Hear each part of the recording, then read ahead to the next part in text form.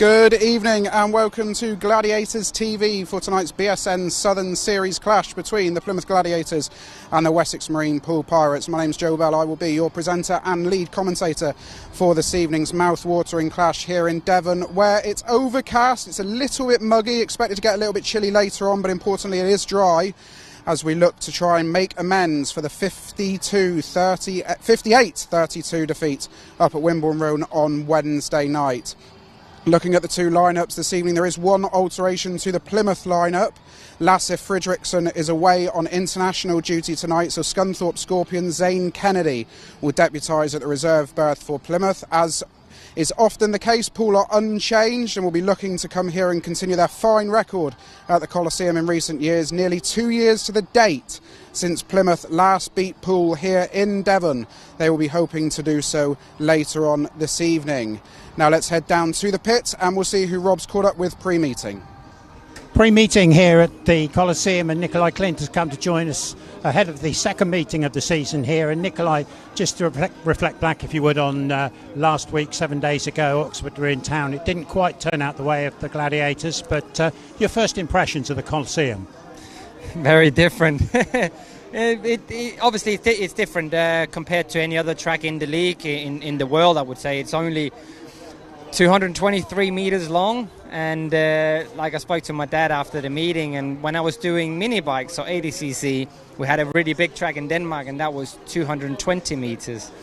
So similar to that, but no, I really enjoyed it. Of course, it's not as fun when you don't win races. I had one good heat, and today I'm looking for more. But after the meeting, last week on Saturday, I went on the track and tried some different stuff and tried to see if I could get my starts to be a little bit better, and I felt we found something, so it's just down to me tonight and see if it's going to be better. Put it to the test tonight, yeah. And looking back to Wednesday, Gladiators up at Poole there in a tough BSN fixture. You top scored for the Gladiators, going back to one of your former tracks.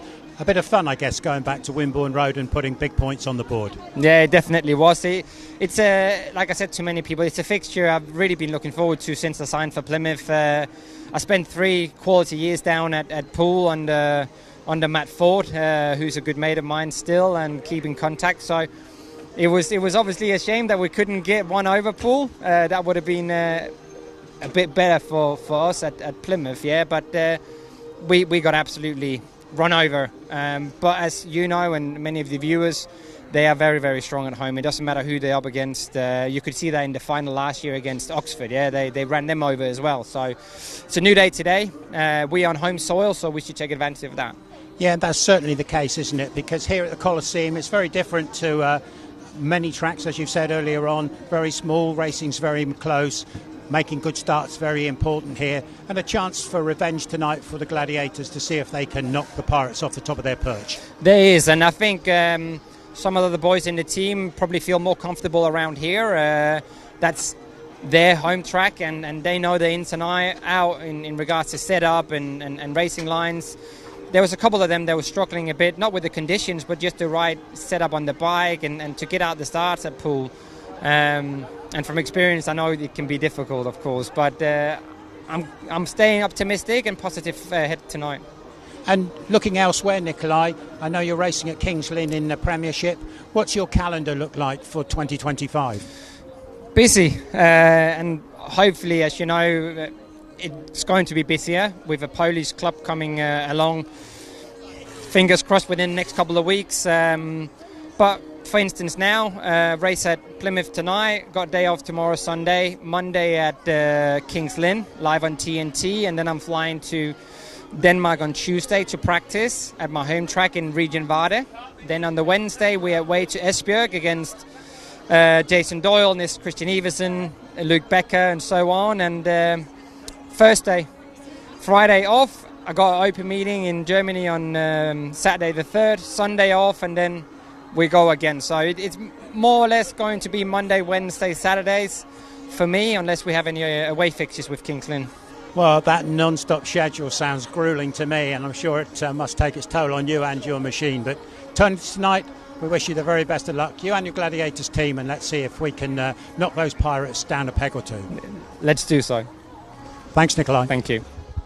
So, to represent the Pirates tonight, Neil Middleditch. Neil, a successful start to the season, a good result away at Oxford, and a big win at home on Wednesday night against the Gladiators. Just quickly sum up how it's gone in your eyes so far. Yeah, no, as you say, a great start for us, really. I mean, it's a long season, so it's a marathon, not a sprint, but the signs look good, and we just got to keep things going along.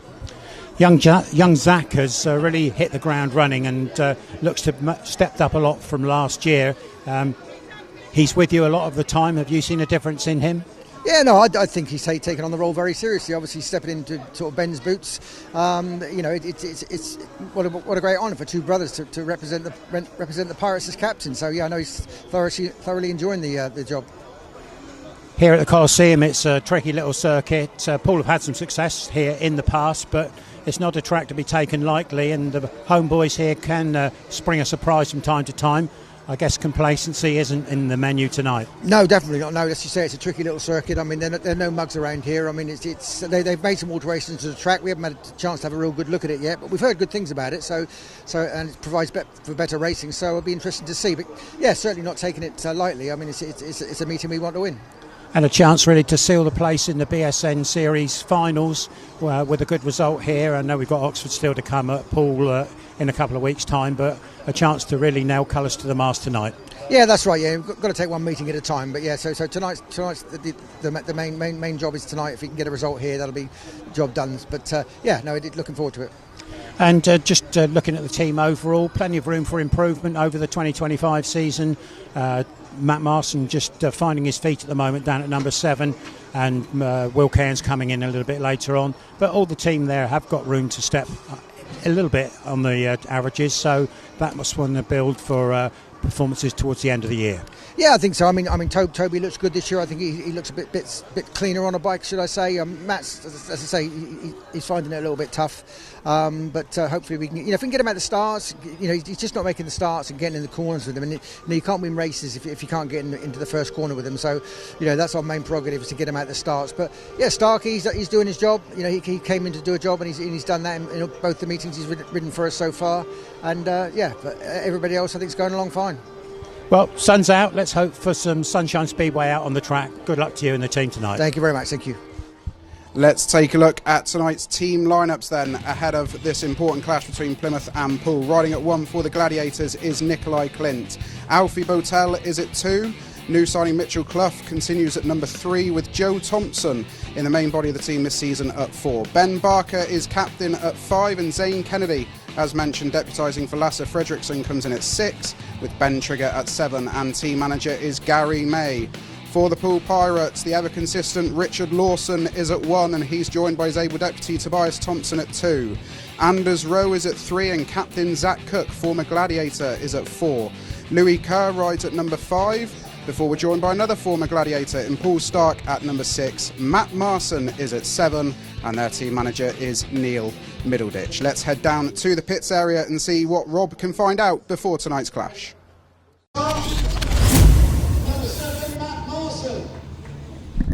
Good evening and welcome to the Coliseum for this evening's vitally important BSN Series Southern clash between the Plymouth Gladiators and the POOLE Pirates. As you can see, the Plymouth boys are now coming out onto the track to join their Poole compatriots who have already made their way around the Coliseum.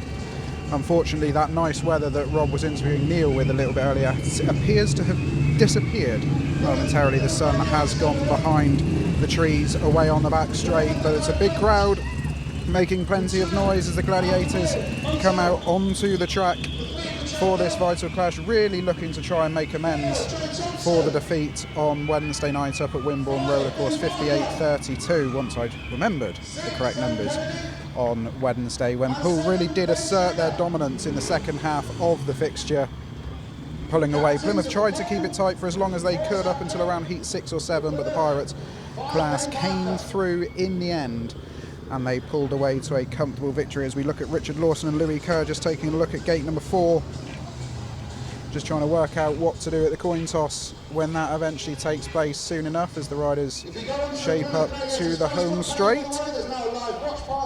but it will be very interesting to see how the Gladiators shape up, obviously looking to not only make amends for Wednesday night, but also last weekend's defeat at home to Oxford in a really tight competitive fixture. They won't want to lose too many at home, as Zach and Ben see the toss, and it looks like Zach has won the toss. It looked like he had the pick. We'll find out soon enough via our team announcer which gates Plymouth will be coming off, but by the power of deduction, with Tobias Thompson knocking away at gate number 2 and Nicolai KLINDT knocking away at gate number 4, I would suggest that Plymouth will be coming off gate number 4 maybe, although Tobias now looking at gate number 1, so we'll have a look. We'll find out now. So Poole have won the toss and will take in gates 1 and 3 in heat number 1. Delighted to say, joining me throughout the course of the evening is Rob. How are you, first of all? Yeah, good. Thanks very much, Joe. Lovely to be down at the Coliseum again to watch some Super Speedway on this tricky little circuit, but it throws up some great racing week on week. So, yeah, great to be here again. Looking forward to all the action. Certainly are. We've both actually just fetched for our coats, haven't we? Because it's gone a little bit chilly since we first turned up at the track anyway. Yeah, the sun was out and it was really warm here up on the platform, but since the sun's gone in behind the clouds and the covers come over, then yeah, it's going to be nippy now and a darn sight nippier later on. So we've got the hat as well in the bag just in case it gets really arctic, but people tell us that down here in glorious Devon that's never the case. So I'll keep the hat in the bag and leave it there for emergencies only. Yeah, fingers crossed we won't be needing that. Just taking a look at the two teams as they shape up here. That pool side is wonderfully balanced, isn't it? From 1 to 7 right the way down. I know Matt Marson, as Neil Middleditch alluded to, is struggling a little bit at the moment. Will Cairns will come in the second half of the season, but it's a hell of a team that Midlow and the Fords have put together this year. Well, it follows in the trends of teams that have been put together by the Ford family over all the years, and they always seem to find a winning formula and produce teams that end up at the top of the table and in all the cup competitions. So yes, looks like it could be another good year for the Pirates, although you mustn't count chickens. There's some other squads out there who are going to put up a heck of a fight to knock Poole off of their League Championship title, looking at Glasgow and Redcar in particular. But yeah, a balanced side, lots of experience in there, some over 30s. I think it's 4 riders over 30 years of age, and then the engine room of the team made up with Anders Rowe and Zach Cook in their 20s, and Marson at the end there with a lot to learn in the few meetings that he has at the club. What will be interesting tonight will be how the ex-Plymouth riders go in this pool side, because there is plenty of Plymouth experience in this Pirate side, and although the alterations to the back straight, widening that back straight by 2 metres to give them a better entry point to bends 3 and 4, the general principles of the circuit are still the same. So these early heats are going to tell a story, aren't they? Yeah, it's interesting to see what the track changes do. Poole have got a pretty good record here at the Coliseum on previous visits, and quite often pull something out of the bag, but whether those track changes will be to the advantage of the home side, we'll have to wait and see. It's interesting that some of the riders are straight back into the pits. Notice Ben Barker hadn't done 1 lap, and Anders Rowe hasn't even done 1 lap before they're back into the pits, and no doubt will be making some changes. Poole with the advantage then in heat number 1 at the inside starting gates.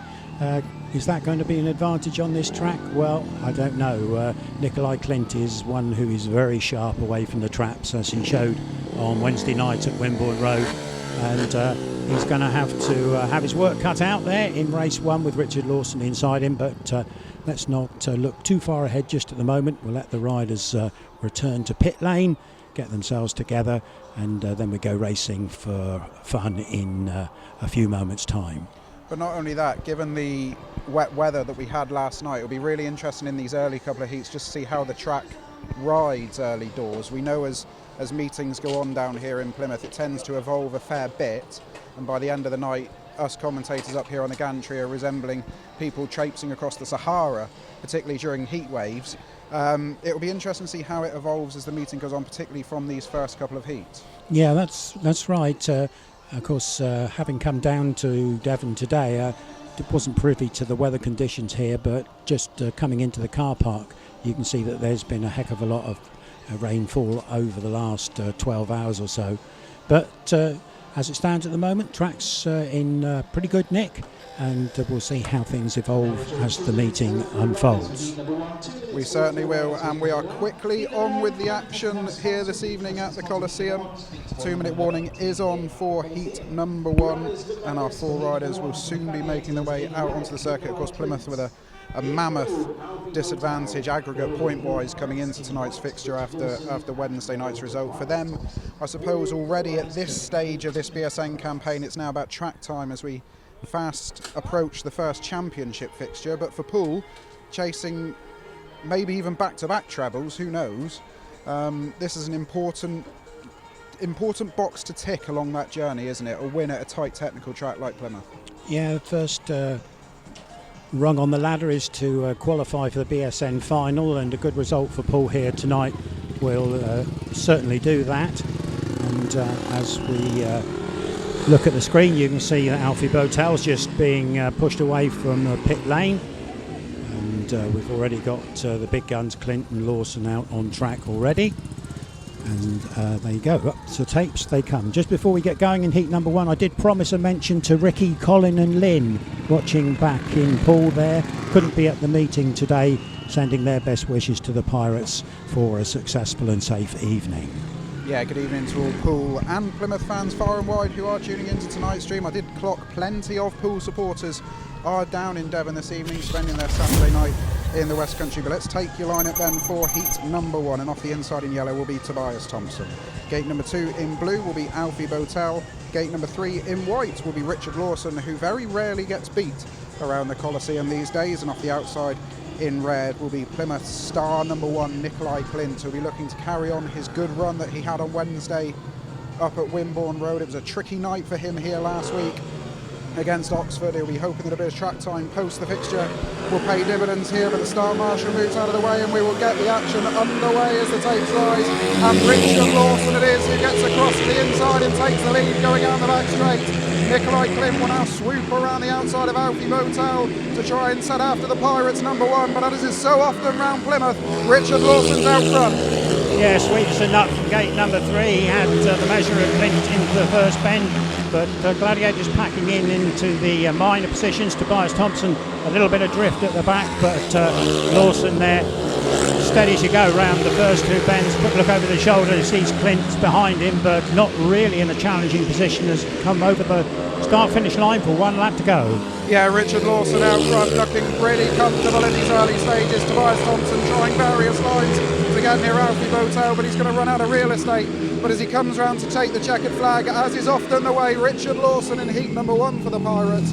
It's a win in white for Lawson, a good strong second from Nicolai KLINDT in red, with Alfie BOWTELL slotting into 3rd and Tobias THOMSEN taking 4th spot. But it's a strong start for Richard Lawson, who, as mentioned, goes so well around the Coliseum.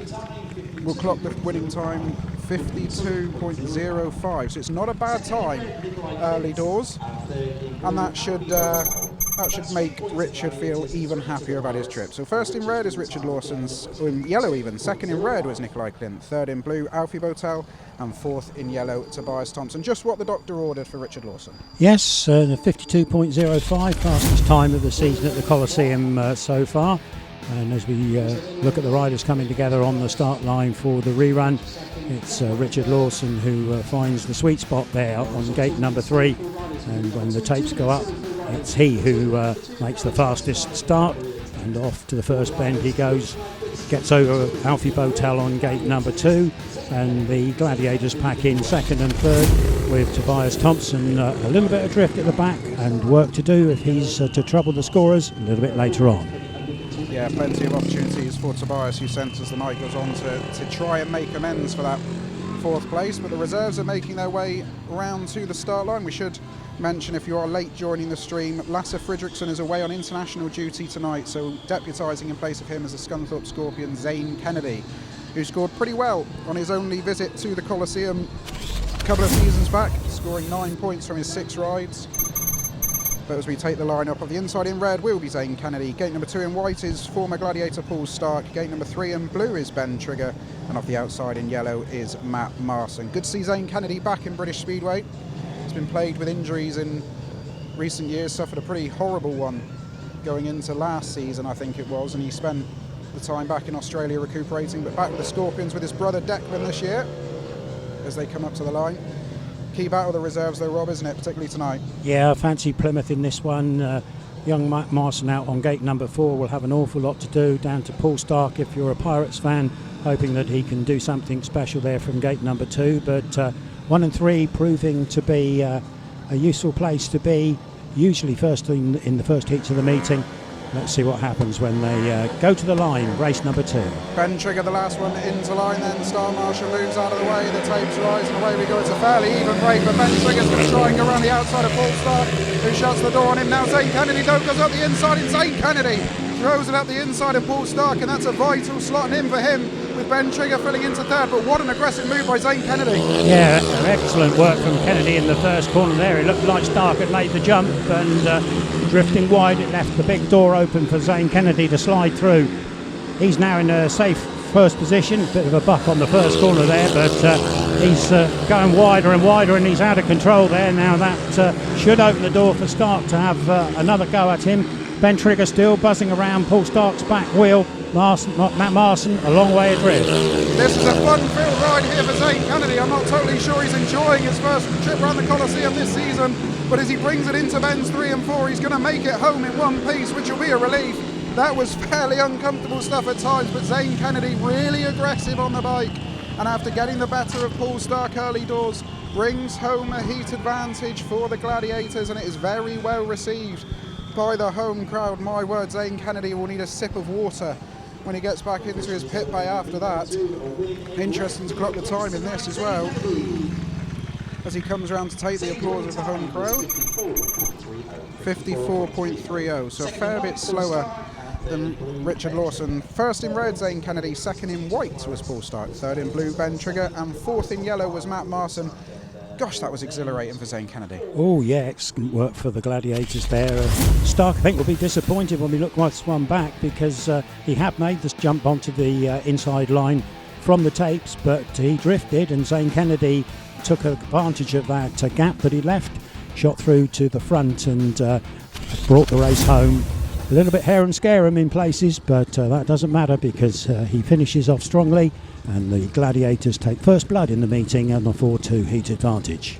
Our first glimpse at the flags that the Bar Bandits have amassed for the 2025 season. They'll be up and down the country as always this year, making as much noise as they can as the riders come around then for heat number 3. Now this really was the difference on Wednesday night up at Wimborne Road, was the 3 and 4 positions. The engine room of that Pirates team really were far too powerful for the Gladiators, and both of them, particularly Zach Cook, have good experience around the Coliseum, and they'll be looking to make that full advantage here, won't they, Rob? Two riders who have sights on bigger things in 2025, no doubt about it, and both with Premiership clubs as well, and learning from the experience of the more higher rated riders. Let's take the lineup then for heat number 3. Off the inside in white is Anders Rowe. Gate number 2 in blue is Joe Thompson. Gate number 3 in yellow is the Pirate skipper Zach Cook.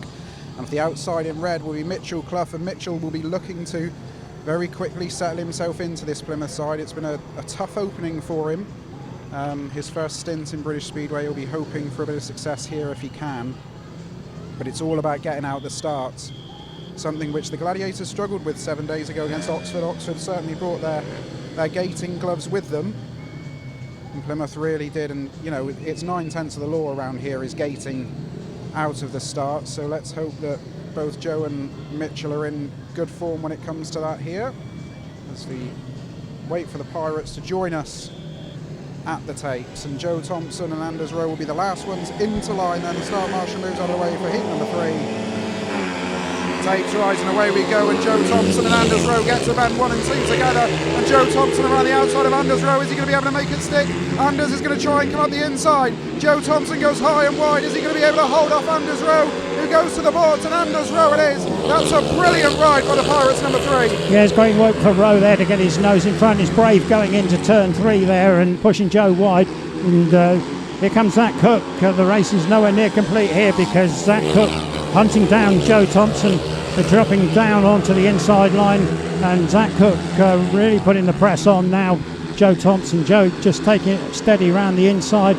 Wonder if you'll see Zach switch to the outside run. As we take 3/4 of the final lap, Anders Rowe is out and gone, but all eyes are on whether Zach Cook can do something off bends 3 and 4. It might be a little bit too early for that, but Anders Rowe takes an impressive win in heat number 3. Up towards the line, Joe Thompson just holds off, charging Zach Cook into 3rd place with Mitchell Cluff at the back. But that was a really strong and impressive ride by Anders Rowe. It was a tight first bend between Thompson and Rowe. Thompson tried to hold him off, but that was absolutely superb stuff from the Pirates number 3, who takes it in 53.01. Winning white for Anders Rowe. Second in blue was Joe Thompson. 3rd place in yellow is Zach Cook, and 4th in red was Mitchell Cluff. And we're back to a status quo 9.9 on the night, 41.67 on the progressive. Yeah, good first lap there from Rowe and Joe Thompson, going hard at it down the back straight, and Anders Rowe with a lot of confidence under this year manages to find a way to push Joe Thompson just a little bit wide and sneak through to get his nose in front. So you can see it on replay. Looks like Joe Thompson may have made it from there. He drifts a little wide. Anders Rowe riding side by side and hard into bend number 3 there. That sends Joe a little bit out towards the air fence, and Anders Rowe straightens up just in time to get his wheels in line and smell the fresh air at the front of heat number 3. Yeah, Anders pushing somewhere where Richard Lawson, Ben Barker and Nicolai KLINDT and Louis Kerr will want to be later on in the evening, but that's very much no man's land at the moment into that centre part of the track there up on bends 3 and 4. As we now see the Pirate skipper Ben Barker, who will be pretty disappointed with his effort on Wednesday, I think it's safe to say. He, fresh from his promotional appearance this morning alongside Plymouth Argyle. Well, let's take a look at the lineup for heat number 4, and off the inside in yellow will be Matt Marson. Gate number 2 in blue is Ben Trigger. Gate number 3 in white is Louis Kerr, and off the outside is the Gladiator skipper Ben Barker. This ought to be fun. Louis Kerr, Ben Barker go into bend 1 off the outside gates. Yeah, certainly should be. Don't criticise Ben Barker for his efforts on Wednesday night. He didn't get many points on the scoreboard, but he was working 100% every race, and I know he'd be very disappointed with turning in a relatively low score, but commitment was there for all to see. So back on home shale, could be a good one for Ben.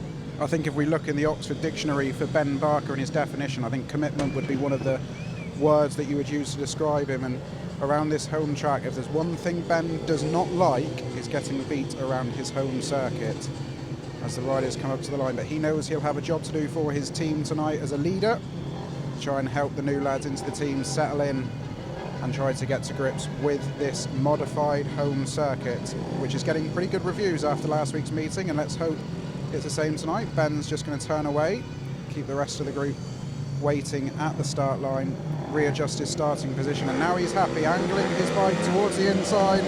Star Marshall moves out of the way, and the tapes rise, and away we go. Louis Kerr's going to make it with Ben Trigger on the inside. Ben Barker just left standing a little bit at the gate, but Ben Trigger trying to get the inside of Louis Kerr. Ben Trigger pushes Louis Kerr into that no man's land we talked about in the last heat. Can he hold up the inside? But Louis Kerr just has enough speed. Great stuff there from Louis Kerr, and we've lost Ben Barker actually over the safety fence on bends 1 and 2. He's cleared the airbag and the support area behind, and has ended himself up onto the safety area behind bend number 2. Nasty one for Ben there. He picked up some drive and shot over the top, and shame really, because we were hoping that we were going to get a race on with him, but Louis Kerr had made the jump at the end of the day in front of Ben Trigger, and well, we just keep our fingers crossed now that Ben is okay. They're having a heck of a job extracting the bike from the airbags, and Ben is on the other side of the air fence getting some attention from the medical crew at the moment. So we take a breath and we hope that everything is okay. Yeah, we're not going to show you a replay on this one because that is a pretty nasty incident for Ben Barker, and all that matters at the moment is that he receives the best possible medical treatment. It was quite spectacular how he rode the air fence, ended up surfing the air fence at once, and then took himself to the other side and went down to try and get some treatment. They have now extricated the bike from the air fence, which is looking pretty sorry for itself, as Mark's going to come round and do a bit of track work. But that was worrying for Ben Barker. I must admit, Rob, my eyes were drawn to the battle up front between Louis Kerr and Ben Trigger. I didn't actually see what happened to Ben. Yes, I caught it from the corner of my eye, really, and I saw Louis Kerr had forced his way to the front in front of Ben Trigger, and Ben Barker was close behind Ben Trigger, and whether they tried to go for each other's line or Ben tried to go for a line Ben was on, I don't know, too many Bens, but Bens in the Bens, as it were. But it did look a nasty fall, and Ben Barker flipped over the top. So I've got a feeling we're going to have a delay here. The air fence really has taken a pounding there. I don't think Quick Fit will be able to repair that in a hurry. But the good news is Ben Barker is on his feet and bravely walking back to the pits with the paramedics in attendance, holding his left wrist by the look of it. So let us keep our fingers crossed for Ben's well-being and the fact that we may or we hope to be able to see him come out again later in the meeting. Yeah, I think that might need a bit more than a puncture repair kit that you used to be able to get down the local DIY store to repair that. But Ben looks, as he walks back towards us, supervised by the medics. They're just going to try and take him away and get him a bit of treatment, I think. Hopefully he will be better off once he's seen the medics, as he walks back past Zaine Kennedy and Mitchell Cluff. Just try and clock where he's going to go. He is going to go into the ambulance in behind us here on the commentary position, just for a bit of assessment as we take a look at Zaine Kennedy and Mitchell Cluff, just in deep conversation. And as I say, it's good to see Zaine back in British Speedway. He had a decent year in his first stint at Scunthorpe, and it's great to see him and his brother over for the 2025 season. Yeah, just going to mention that, Joe, is unusual to have brothers in a team. Not many riders are doing that, of course, but we can switch back to the screen and you can see what happens here. We've got Louis Kerr out in front, Ben Trigger going in on the corner, and there's Ben Barker getting just a little bit of too much of a drift there, not able to pull it back, and arms out straight into the airbag, and you can just see Ben going over the top.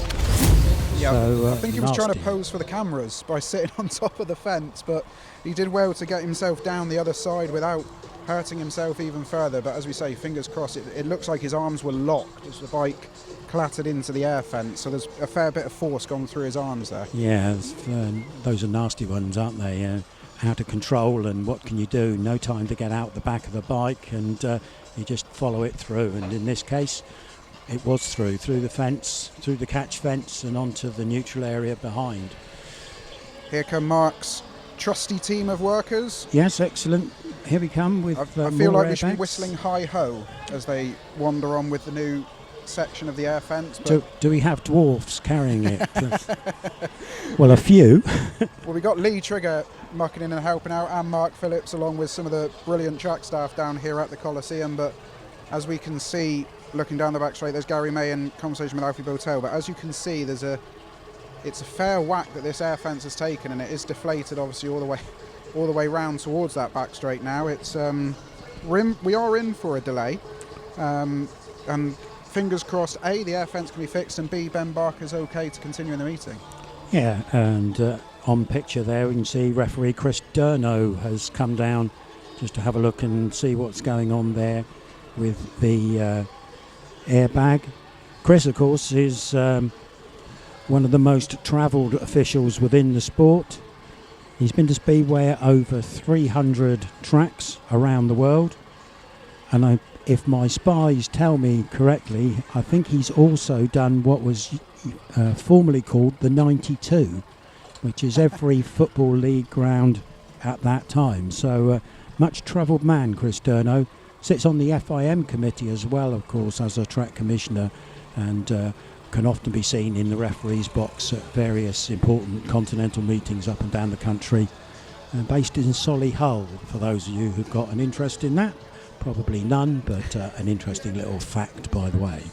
There's a look at Neil Middleditch and Zach Cook in the Pirates pits area with Danny Ford down there helping out. But a very clean looking rain jacket, I have to say. Hopefully we won't be needing hoods later on, as Mark Phillips is going to come past us on the track but now with a bit of work. There's a look at Anders Rowe as we see the track staff working away. Anders will be delighted with his start to the evening. A win on the board early doors. That's all you want in a meeting, is to get off to a good start. And one thing we should say about that last heat, the first running of heat number 4, was what a good start Ben Trigger had made to put Louis Kerr under all sorts of pressure heading into bends 1 and 2. If he can replicate that in the rerun when there's only going to be him up against the 2 Pirates, that will go a long way to give him a good chance of scoring some good points. Yeah, it certainly will. And young Ben's a rider who is taking his time in progressing through the Speedway ranks. Last year he had a season up at Redcar, now back here at the Coliseum. And yeah, he's not afraid to travel. He was over in Chechia, I think it's called, Pardubice, last weekend. Drove back from a Friday meeting on the continent to be here last Saturday racing for the Gladiators. And if that wasn't enough to do, the turbo on his van blew once he got back onto the UK soil. I'm going to leave you with Joe for a few moments now, and I'm going to beetle off down into the pit area and see if we can catch up, have a word with 1 or 2 of the riders. Yep, cheers Rob. We did see a look at Alfie BOWTELL and Joe Thompson down there, 2 of the hard-working individuals amongst this Gladiators team. It's a team of triers, this lot. It's perhaps not the prettiest on paper, but they certainly will always give us 110% as more track work is needed. So I don't think we're anywhere close to a resumption at the moment. Ben Barker is still in the ambulance behind me on the commentary podium. But let's now get down to Rob and see who he's going to try and grab a word with during this little break. I can just dive in with Zaine. Zaine, we're on Gladiators Live, and welcome to the Coliseum, and a pretty good start. Yeah, scary start, to be honest. It was all right. I had heaps of speed, but a little bit flat on the setup. Just ran a setup that I used here last time I was here. Track's a little different, obviously, as we can see from that incident. But, yeah, good start. It's always good to start with a win. Yeah, got a bit hairy, though, going down the back straight there. Yeah, I just got it. Yeah, motor was a little flat, setup was a little bit off. Just got it a little bit wrong coming into 1, and luckily I got out of it, relatively good, but I don't want to do any more of that. This year up at Scunthorpe, back on sort of familiar ground for you, your brother over with you as well. What sort of season are you looking for? Just progression, to be honest. Get out of the reserve berth, into the main body of the team, continuously score my points in the main body of the team, and just have a fit, healthy, safe year. Is really all I'm chasing. If I pick up an extra league, happy days. But I think at this stage, I just want to have a good, safe, healthy year and just, get some good progression. Last year, of course, you had a bit of a knock and it prevented you from coming over to the UK. All okay now? Yeah, all good now. I had a bit of dramas, obviously, from my last crash at Scunthorpe in 22 and had to sit out for a bit, and then broke my back in a training accident as well. But everything's all good now. I've had a couple of years off, the body's recovered. So, yeah, hopefully we just kick on for this year and stay healthy. Well, it's great to see you back here at the Coliseum. Declan, talking about your brother, Zaine, great to have you back, and may it continue well for you the rest of the evening. Too easy. Thank you very much. Thank you, mate. Right, there we are. We're down in pit lane, and we'll just go for a walk. Have a look in the pits area and see what's occurring. Let's just go over to the Gladiator side for a minute and check out these boys here. Just to turn Alfie BOWTELL around. Alfie, we're on Gladiators Live. Just a very quick word out in heat number 1. How'd you find it? Yeah, no, it was a little bit patchy from the rain they had overnight, but it'll be all right now. The tractor's been out for a bit, but yeah, shame about Ben. Is that a serious injury? I'm not sure yet. I'm not sure. He just come walking past, but hopefully he'll be all right. And what about season so far? How are you finding it? Oh, up and down. Started well, and then I had a bad night Wednesday. So onwards and upwards. Any reason for it being a tough one at Poole? Nah, not really. I don't really know. It's not a good night. It always is at Poole. Yeah, seems that way. Unless you're on the home team, and I reckon I get going, but I don't know. Always struggle. Good to see you again. Keep going well tonight. Thank you, mate. Cheers.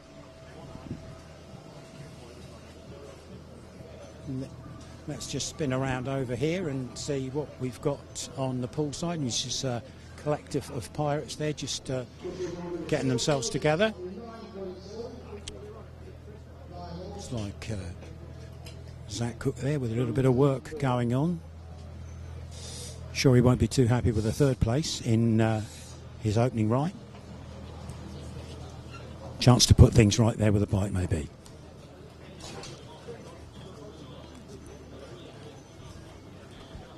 See if we can just get a very quick word with Louis. Louis, on Gladiators Live, very quick word.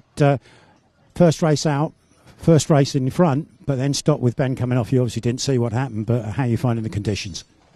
Yeah, I mean, it's only done the one lap, but it felt fine out there. I got pulled in pretty hard down the bottom to get round to Trigger, so yeah, apparently it was not a nice crash, so hopefully he's all right. Feel any different to when you were last here? It feels better going into bend 3, you know, wider, got a bit more room, which was nice. So the move I made on that race then, I probably wouldn't have done that on the old track. So yeah. Good to see you, and hope we get going again fairly soon and you have a successful evening. Thank you, cheers guys, thanks. There's Louis, and at that point I think we'll leave all the guys in peace and go back up to comms with Joe. Yep, cheers Rob, thank you very much. Welcome back to the commentary gantry. We are just seeing that there is still plenty of track work needing to be done here with the air fence and maybe even some of the fence in behind as well. Did see Ben Barker come out of the ambulance, did try to give him a thumbs up to see what sort of reaction I got. I think it's safe to say it was an indifferent one. Ben didn't look comfortable. But hopefully it's something he can get over and isn't a long-term serious issue. As Mark goes around doing a bit of track work, there is the home straight crowd enjoying their evening. Good to see plenty of families in once again. It was a big crowd here for the visit of Oxford last week.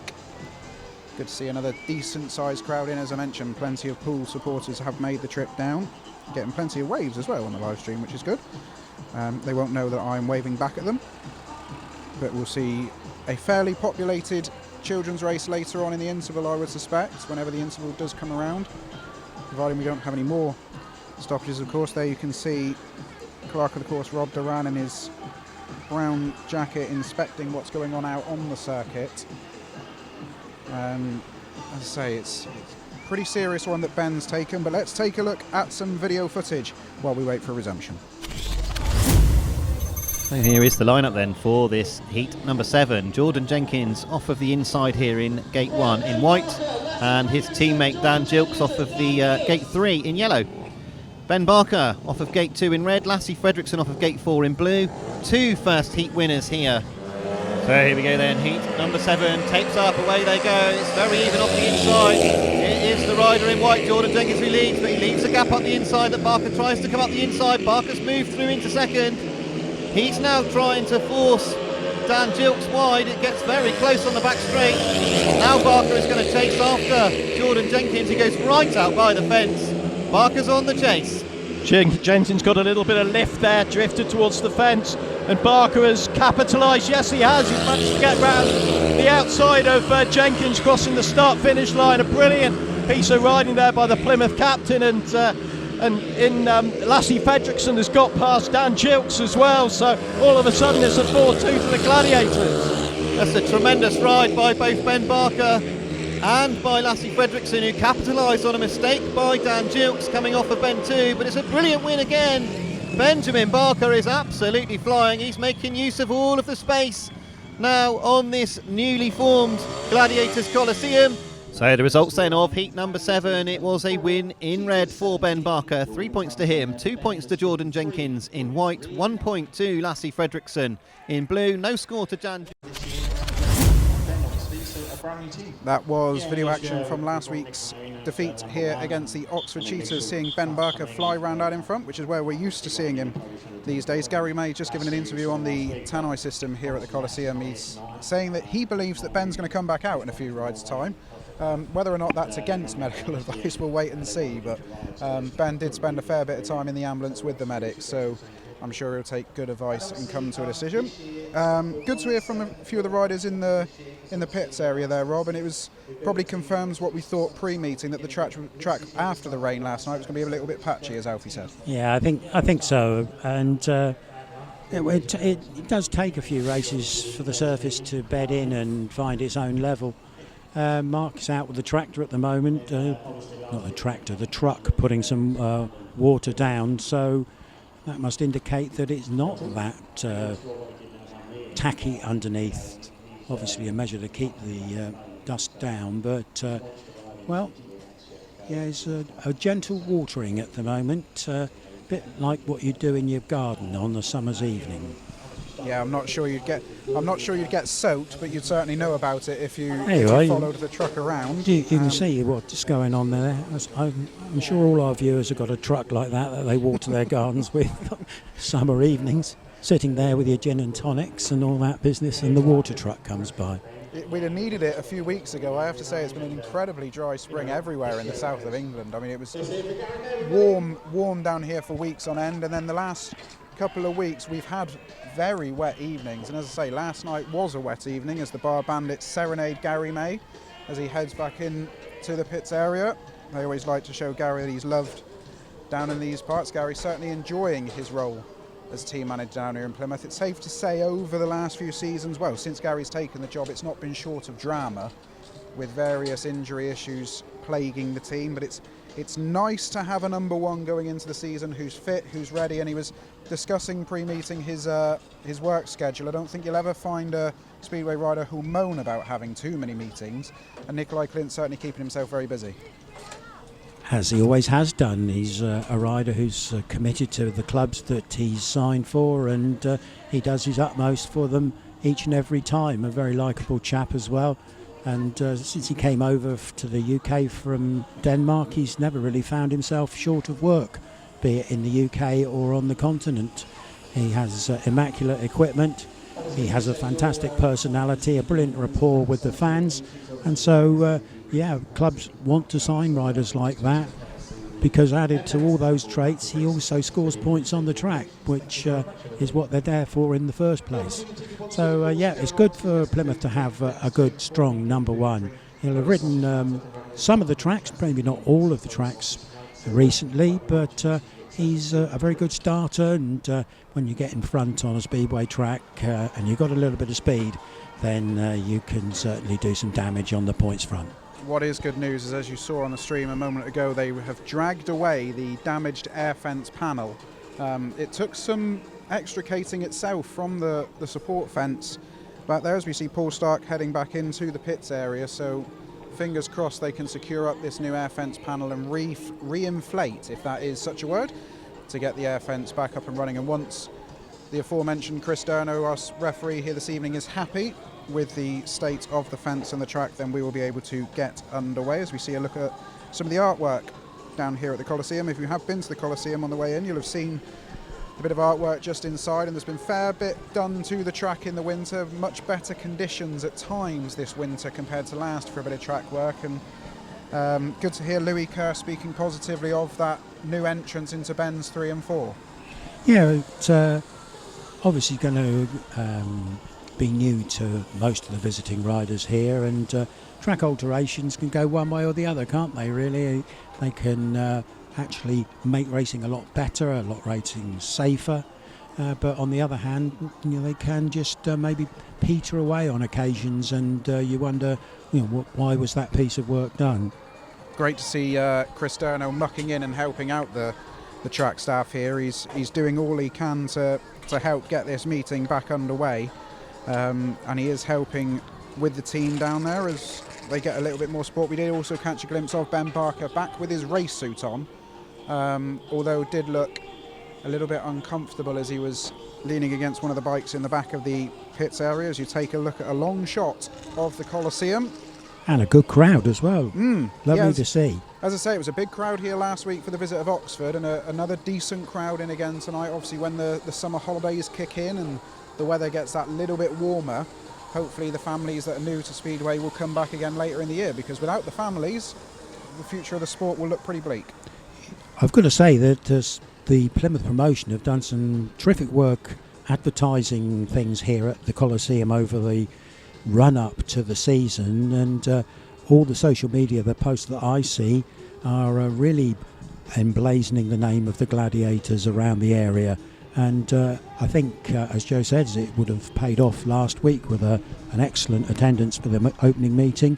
And again tonight, it looks like we've got a really good turnout of fans from both sides of the Devon-Dorset border to support their team. So long may that continue. Yeah, talking of that marketing, I mentioned it a little bit earlier when I was talking about Ben. Both he and Mark Phillips both appeared on Plymouth Argyle's breakfast show this morning ahead of their clash this afternoon with Preston, both promoting not only this fixture tonight but also Plymouth Speedway as a whole. And there was a promotion run for tonight where Plymouth Argyle season ticket holders could get in for a discounted £10 for tonight's fixture. And I did see a few Argyle shirts dotted around upon my entrance into the arena. Of course, they got a win today on the road, so let's hope the Gladiators can get a win on home turf. But let's take another look at some more race footage. In Heat 6, the rerun, the second rerun, we won't read that out to you again because we've done it twice now already, but here we go then. Heat 6, the rerun once again, tapes up away they go, and once again Heaps has made a good start, but it's Klint who's made a better one. Nicolai KLINDT takes him to the fence, Heaps comes back up the inside, but it's Nicolai KLINDT who leads. Cameron Heaps is now in that second place, and Alfie BOWTELL sets about catching the Oxford cheetah. And more like it for Nicolai KLINDT. He'll be delighted with that. He's got his nose in ahead of Cameron Heaps, and BOWTELL coming into a lot of pressure here for McDermott. McDermott just locking up a little bit there, losing ground. But McDermott certainly not giving up on that third place at all. And Nicolai KLINDT well out in front in the distance, but still there's fierce battle going on for third place. Yeah, Nicolai KLINDT is checked out here, but it's Alfie BOWTELL with all the work to do. McDermott definitely looks quicker in that fourth place, but Alfie BOWTELL's trying to make himself as wide as possible to cling onto this 4-2. McDermott's now going wide. BOWTELL's going to have to push him wide. It's close to the line, just about hanging on there, Alfie BOWTELL. A very close finish for third. Fantastic effort there for Mitch McDermott. That was probably half a wheel. I think BOWTELL probably got that by. So here is the results then of Heat 6. It was a win there for Nicolai KLINDT, his first win here at the Coliseum in Gladiators colours. 3 points to him, 2 points to Cameron Heaps in white, 1 point to Alfie BOWTELL. And you join us now back up on the commentary gantry.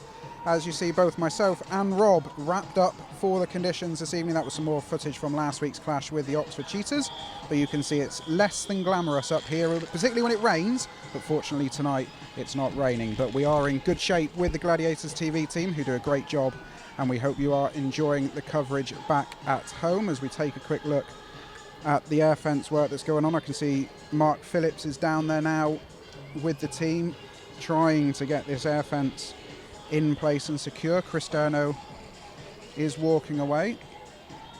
He needs to probably go clean his hands now, I would suggest, after getting them dirty. As we take a look at the advertising for the 500 Club, hospitality is available down here at the Coliseum. If you are looking to get down and you do want a little bit more of an enjoyable experience at the Coliseum, do check out the 500 Club and the hospitality packages that are available to the right of our commentary gantry. There's a fairly decent social media video that the club shared after last week's fixture, which showed that it was very popular and very enjoyable for people. As we see, the air fence is now inflated.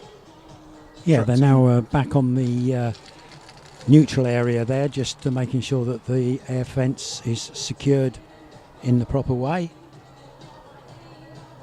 You see, that's all it takes, a little hook. Who knew it? Hook. Yeah. I thought it might be a cable tie job, but obviously there's something more sophisticated in the metalwork department. It looks like the sort of thing you fasten your tent down with when you go camping. But nice to hear the track staff got a good round of applause there from the announcer as we look at the Bar Bandits. There they are, the motley crew that they are, giving us a little serenade of their now famous song that everybody up and down the country will have heard by now. They were at Poole on Wednesday night doing the club proud. Excellent work. Yeah, and great to see that the Gladiators went out after the meeting to give the supporters a cheer as well. Great stuff from the riders there to acknowledge the Bar Bandits, giving it their all on bend number 2 there at Poole. Yeah, having stood with the Bar Bandits at many away fixture at both Poole and Oxford and Birmingham and beyond, it's one of the things that Garry May was keen on doing from the very offset, was to come over and thank the Gladiators support. And of course it's not just the Bar Bandits that turn up away, there are plenty of other people who do go and support the Gladiators, and Garry always makes sure that they are well appreciated by the riders, and the riders always buy into that. As we take a look at the early gate stats, of course we are just 3 completed heats in, but you definitely want to be off the inside thus far. 2 wins from gate number 1, 1 win off gate number 3, so 1 and 3 is the place to be, with very little points coming from the outside, just 2 from gate number 4 so far, as we continue to see this air fence getting there as Maximus runs by making an awful racket amount of noise. He's doing his bit to keep the crowd spirits lifted as we await for this stoppage to end. And fingers crossed we won't be too far away. Ben Barker is stood down at the pit gate looking at the work that's going on, just glancing up at us with a little bit of a sad, exhausted look on his face. The one thing Ben would have had on his Christmas list coming into this year was a clean season injury-wise. It's something he's really struggled with the last couple of years. And he's... you always want Ben Barker at 100%, so hopefully, Rob, for the rest of the evening, we get to see as close to 100% Ben Barker as he's able to give us. Yeah, he gives 100%, and that's the trouble, isn't it? You know, by giving 100%, occasionally he puts himself at risk, and he gets a knock, and it tends to derail his season for a month or so. But we know we never want to see any rider suffering in any way, and unfortunately Ben Barker down there is just resting against one of the fence posts. It looks like he's taking in the air, shall we say. At the moment he's just considering things around him. If he rides again tonight, it will be absolutely super.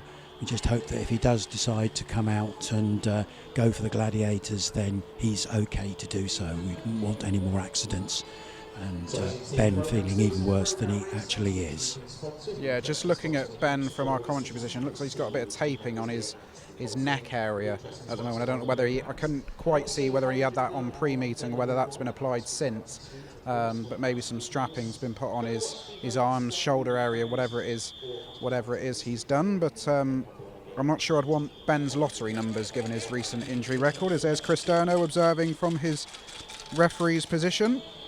He was in good form when he turned up at the track tonight. Chris, he's as you say, well travelled in multiple sports, Rob, and great to see him out there not only observing what was going on but also trying his best to get the game on. We see it in so many sports at local and recreational levels. Sometimes officials do everything they can to not get fixtures on, but it's great to see here in Speedway Chris DURNO mucking out and helping out with the track staff. Well, he is very conscious of the fact that this is an event where the public pay money to come in and to be entertained, and to maybe go 3 races and have to say sorry, that's it, does no favours to anybody. So great work, great attitude from Chris there, and great attitude from everybody at the Coliseum on the track side there for knuckling down and getting things sorted out.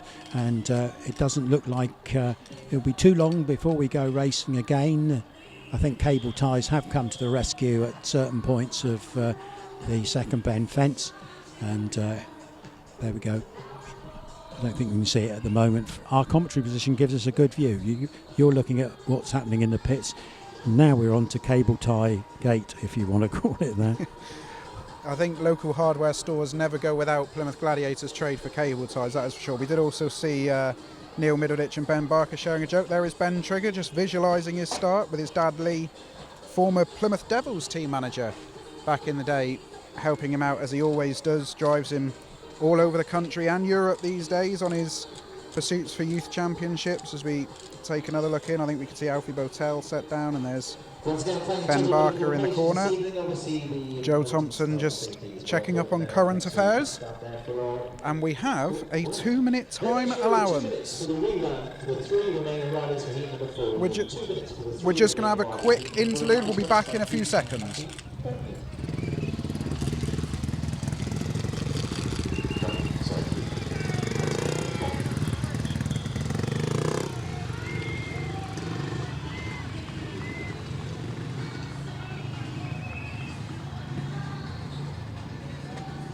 And you rejoin us at the Coliseum with 3 bikes out on track. Ben Barker was excluded as the primary cause of the stoppage there to heat number 4. So just Ben Trigger to try and take on Matt Marson and Louis Kerr. But let's take the amended lineup then for heat number 4. And off the inside in yellow will be Matt Marson, who, should he complete, will get his first point of the evening on the board. Gate number 2 in blue is local boy Ben Trigger. Will look to try and make the same start as he did in the original running.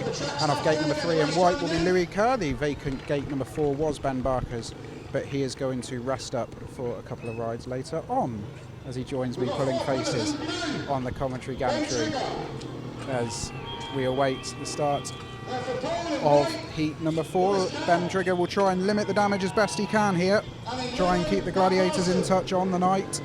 Of course, we did mention that the progressive aggregate score was always going to be a tough thing to overhaul.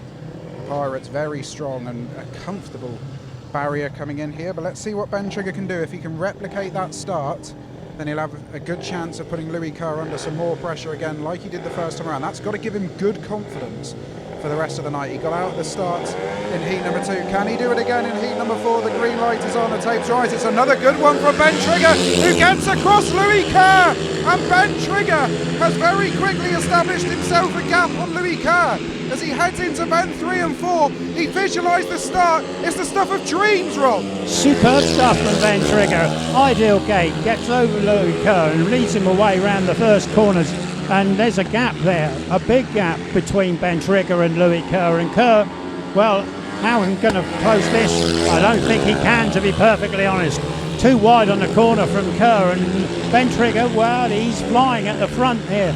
Excellent work with a lap to go. Ben Trigger leads it out. 226 metres to go, and if you thought the track staff got a big ovation, you better listen to the noise that Ben Trigger is going to get out of the home ground. Up the straight, 1 Gladiator against 2 Pirates, and that'll mean the world to Ben Trigger, who raises the roof. Superb stuff from the local lad. Pops a massive wheelie going down the back straight. If the start the first time gave him a huge amount of confidence, then that complete ride will make his year so far. Brilliant, brilliant from Ben Trigger. Yeah, absolutely excellent from the young man. The made mincemeat out of Louis Kerr, you've got to say there. He was unfazed at the gate, made a beautiful start into bend 1. Louis Kerr nowhere to be found, and he just headed for home and took the Gladiators' 3-point win there. In his stride. Great start and a great confidence booster for the rest of the meeting. Your classified result for heat number 4 then, a brilliant win in blue for Ben Trigger. Second in white was Louis Kerr. Third in yellow was Matt Marson, who did get round in his own time. Did look to be struggling again a little bit out on this track this evening, and Ben Barker obviously didn't take place. Of course, we should mention Matt Marson. This is vital track time for him as well, as he is in Plymouth's National League team for the upcoming season. He'll be partnering current Gladiators Ben Trigger and Joe Thompson in that side. So important track time for Matt Marson, not only tonight for the championship fixtures and beyond, but also for the National League. But as we take the lineup then for heat number 5, and off the inside in red will be Mitchell Cluff. Gate number 2 in yellow is Tobias Thompson. No points to their name so far. They'll be looking to make a difference here. Gate number 3 in blue will be Joe Thompson, and off the outside in white is that man Richard Lawson once again, who will look to make sure that neither Joe Thompson or Mitchell Cluff can do what Ben Trigger has just done to Louis Kerr. Forgive me if I got a little bit overexcited there, but it was great to see Ben go up against Louis Kerr, and as you say, Rob, really did put him in his place at times in that, and it was comfortable in the end. It was comfortable, it certainly was comfortable. It was comfortable from about the 30-metre mark, which was quite a surprise, but, well, consistency's the word, isn't it? And Ben's got to try and keep rattling in those 3 and 2 points right the way through the evening and the season. Yeah, and he had a good night on Wednesday. Scored decent points down there at reserve. It's a track he's well known after a couple of guest appearances at the back end of last season for the Pirates, and he obviously enjoys his trips to Wimborne Road, but around the Coliseum is really where he needs to make his name, and that year at Redcar will have done him the world of good last year, and hopefully we'll see that this year. Of course, Plymouth was so good at reserve last year with Jacob Hook and Joe Thompson. Let's see what Joe can do in the main body of the team. In the heat number 5, we are level on the night. Tapes rise and away we go. Mitchell Cluff's left standing at the start. Joe Thompson's made it in blue. Can Richard Lawson go around the outside? Not quite yet. Tobias Thompson slotted into second place. Well, here we go. The Gladiator boys are serving it up to the Pirates now. Good starting again from Joe Thompson. He's got Richard Lawson in hot pursuit down the back straight. Lawson looks to have a little bit more speed as he homes in on Joe Thompson, but Joe Thompson riding a lovely steady line there over the start finish line. He's got Lawson sniffing all over the back wheel, but Lawson hasn't so far found a way to go. He goes for the big one, doesn't work. They go over the line with 1 to go. Richard Lawson's on about line F or G at the moment. He's trying everything he can, but Joe Thompson has a half a lap to go. He's got a couple of bike lanes on him, and it's going to be another impressive win for the Gladiators young boys. Oh, they're raising the roof down here this evening. It might only be a 3-3, but the Plymouth Gladiators youngsters are standing up to what the Pirates have got to them so far. Richard Lawson tried everything to his credit to get past Joe Thompson, but we mentioned beforehand gating was 9/10 of the law. Joe Thompson followed in Ben Trigger's footsteps, and that was another impressive ride. 54.09 was the winning time. Wow, this is decent stuff, Rob. It's entertaining, this. Oh, it is, and the Gladiator boys popping out of the gate and making the Pirates work hard to secure their points, and at the moment the Gladiators are holding on. They're holding on very nicely indeed. 15 all on the night with a win in blue for Joe Thompson. Second in white was Richard Lawson. Third in yellow was Tobias Thompson, and a fourth place for Mitchell Cluff at the back. The progressive score 47.73, but it's 15 all on the night, and we get to see Nicolai KLINDT back out here in heat number 6. Let's see how Nicolai can go. Obviously it was a decent effort behind Richard in heat number 1, but now he's got a different kettle of fish with Louis Kerr, who'll be fired up having not been able to beat Ben Trigger in his first ride. Louis always goes so well around here. He's guested numerous times for the Gladiators in recent years. I remember him turning out in a couple of the individual events down here and riding particularly well. But what can Nicolai and Alfie do up against Louis Kerr and former Gladiator Paul Starke? Gate 2 seems to have come to the party in the last couple of races, because Ben Trigger took his race win from Gate 2, and then we had Joe Thompson in the last one where he took it from Gate 3. So sorry for my confusion there. Let's see what Nicolai KLINDT can do off gate number 2, but off the inside in white will be Louis Kerr. Gate number 2 in red will be Nicolai KLINDT. Gate number 3 in yellow, Paul Starke. Gate number 4 in blue will be Alfie BOWTELL. So we've got Louis Kerr and Nicolai KLINDT in a role reversal to what we've seen so far. The big hitters are now going to come off the inside gate, so it'll be interesting to see who it is can get across to Ben number 1 in front. And often when the big hitters are on the inside, it is all about getting your wheel to that white line and trying to push your rivals safely and properly towards no man's land in the centre of the track. As we take a look, Nicolai doing plenty of gardening down there on the start line, trying to pack as much of the surface as he can into where he wants to start. The start marshal will now bring them up to the tapes. You can see a bit of daylight between Nicolai KLINDT and Louis Kerr, so be interested. Nicolai will want to get out of the gate cleanly here as the green light is on, the tapes rise, and away we go. Nicolai KLINDT has made the start. Alfie BOWTELL is going to follow him round in second in blue. Rides the air fence and gets round the outside of Paul Starke. What we mentioned last week against Oxford, Plymouth left their gating gloves at home. They're not doing it now. Here comes some team riding. Yeah, perfect start for the Gladiators there. Pirates nowhere off the gate. But Alfie BOWTELL slowing up going into bend 3 there. Does that mean he's got a problem? He's got Paul Starke chasing him, but looks like BOWTELL's found out the right line, and he's back on the pace with his partner up in front. So it's going to be a good one for the Gladiators. They come over the line, 1 to go, red, blue, yellow, white at the moment. Yeah, really interesting what happened with Alfie there. He was definitely having troubles with the machinery, but he's quickly got it back on terms. and this is absolutely perfect for the Gladiators. Louis Kerr is packing up at the back of the field. The maximum man for Plymouth in heat number 6, Nicolai KLINDT and Alfie BOWTELL. Nicolai, to be fair to him, was doing exactly what a number 1 should do. He was having a good look in those early part of the heats to see where Alfie was. He was prepared to team ride, but when he realised that Alfie had got back on the pace, Nicolai just went out and gone, and that is just what Garry May would have wanted. A couple of really good, impressive rides from the youngsters, and then a 5-1 from his numbers 1 and 2. Yeah, did very, very well there. Good starting, and it put them in prime position, and were able to bring the race home right the way through from bend number 2. Good for the Gladiators, and an advantage to them at the meeting so far. Yeah, heat number 6 result, winning red for Nicolai KLINDT, second in blue was Alfie BOWTELL, third in yellow was Paul Starke. Louis Kerr did complete again in his own time in white at the back. A 5-1 means it's 20 points to 16 on the night, 52-74 overall. Let's take a look at the replay, Rob, and we're going to see Nicolai get an electric one from gate number 2, but also Alfie off gate number 4. Yeah, did very, very well off the start there. Nicolai out in front. I think he didn't realise that Alfie was actually there with him for about a half a lap, but we had a look there, and another on the back straight, and he found that Alfie BOWTELL had done all he needed to do, and they get together coming over the start-finish line and round off a good one for the Gladiators. Yeah, let's see. We can see Alfie looking down at his machinery there. He was fiddling with something as he went down the back straight, so whatever it was, he certainly got his bike in gear, and he made it round. So here we go then. Would you believe it? The Iron Man is out in red. I'm staggered. Off the inside in red somehow is Ben Barker. Gate number 2 in white is Anders Rowe. Gate number 3 in blue is Zaine Kennedy. Will look to continue his good start to the night. And off the outside in yellow is the Pirate skipper Zach Cook. So, Ben Barker, your first objective is to get the bike round in the 4 laps you're allotted, and second of all to try and beat Anders Rowe and Zach Cook.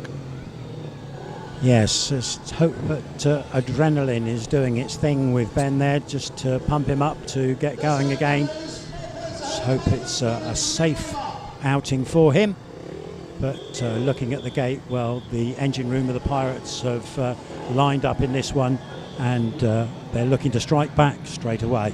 Interesting to note from our commentary position now whether or not he's going to change it. Ben Barker, when he initially came to the line off the inside of gate number 1, was pointing more towards the centre of the track than he was in a straight line, but as I say that, he's going to make a fool of me, and he's going to point his bike looking straight ahead at Ben's 1 and 2. Zach Cook will be the last one to organise himself and get into line. The green light is on.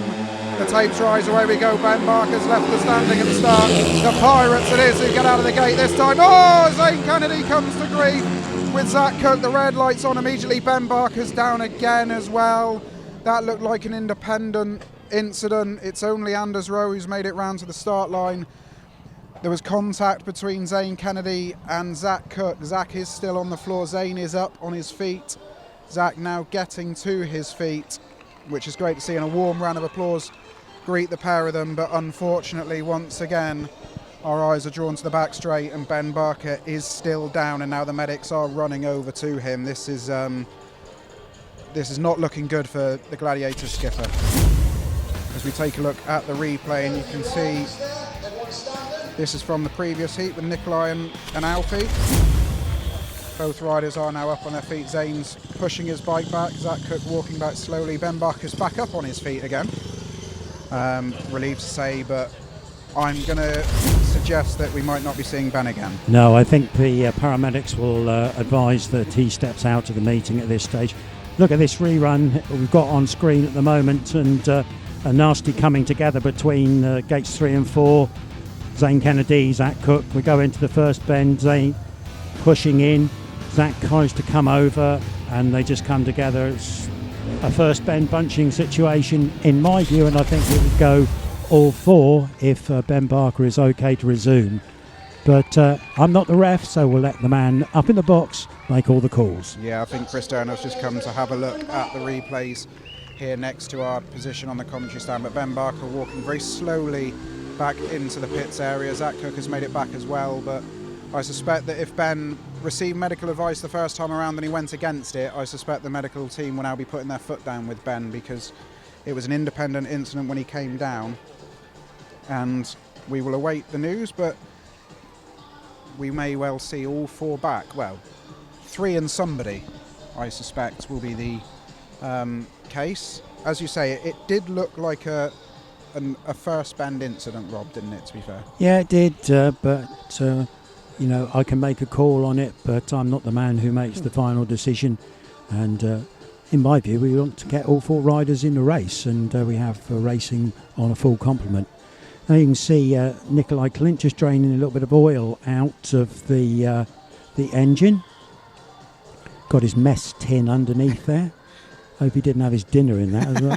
It's the sort of thing you see on I'm a Celebrity, isn't it? Yeah, they have their dinner in. Should just mention that Nicolai KLINDT will be getting a race suit. I know there's been a lot of talk online as to why he currently doesn't have a race suit. He is getting one. So there's obviously been a bit of an issue in getting him a race suit, but he will have one very soon. As we take a look in the pits area, there's Ben Barker looking up to the heavens. Doesn't look happy. Can't blame him. Don't buy a lottery ticket tonight, Ben.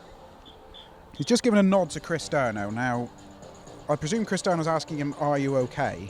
Rather than, are you coming back out? Because surely somebody's going to have to put their foot... I mean, we haven't seen what's happened to Ben, but surely somebody's going to have to say to Ben, look, you're not 100% and we need you 100%. Yeah, I think that's right. I mean, Gladiators have got... think about a meeting at Oxford on Wednesday night, and you're already going to be missing Nicolai KLINDT for that one, who's going to be in Denmark. Chris Bomber Harris is the guest apparently for that one, and you wouldn't want to run a second guest at Oxford if you could possibly help it. So let's just hope that Ben takes a moment, has a deep breath, thinks about the longer situation, and then makes the right decision. And we have just heard from Larry on the track announcement system that we are going to have all 4 riders back. Chris DURNO did take a long look at the replays next to us here on the commentary position, and he has decided that all 4 riders will be back. Now they've just made an announcement that Ben's lost his number 5, but I did notice when he came out for that ride he didn't actually have him on it at that point. So I'm going to guess it's in and around the crowd area when he decided to surf the fence on his first ride, but he definitely didn't have it when he came out onto the track. So we see Richard Lawson mucking in and helping out. It's like they're changing the front wheel on Zach Cook's bike. So hopefully... I mean, I can't believe that Ben's coming out here, surely not. Well, I agree with you entirely. You said Iron Man earlier on. Bionic Man, maybe. Shows your age, but if he keeps going the way he is, I'm not sure he's going to get through many airport security scanners these days. He's probably got more metalwork in his body than he has on his bike these days. But we see Louis Kerr looking at his bike. One thing you did mention that they're talking about now on the tannoy, Rob, was that they're now doing watch-alongs on Facebook Live and things. So if you are watching at home and you want to get involved in the watch-along, please do. Comments do get read out on the PA system, so do keep them politically correct. But do get involved. There was a good number of people watching along last week, getting involved in the conversation. 800 people watched along last week. So it's always very well attended. I think Ben's got his number back, and that means he's coming back out. The poor boy. He doesn't look comfortable. No, and it's one of those situations where, for his own good, I wonder if somebody should step in and say, look, Ben. As you say, particularly with the next meeting being Wednesday, it's not, after tonight there's no Gladiators fixture here at the Coliseum until the 10th of May. So if it wasn't for Wednesday, he could have a couple of weeks rest, but because he's got to go so soon. Yeah, that's right. It's a long season. Neil Middleditch said it himself, and riders just have to think about these things sometimes. The trouble is, Speedway riders are a different breed, aren't they? Particularly this Speedway rider. Absolutely, yeah. Yeah, he bounces, doesn't he?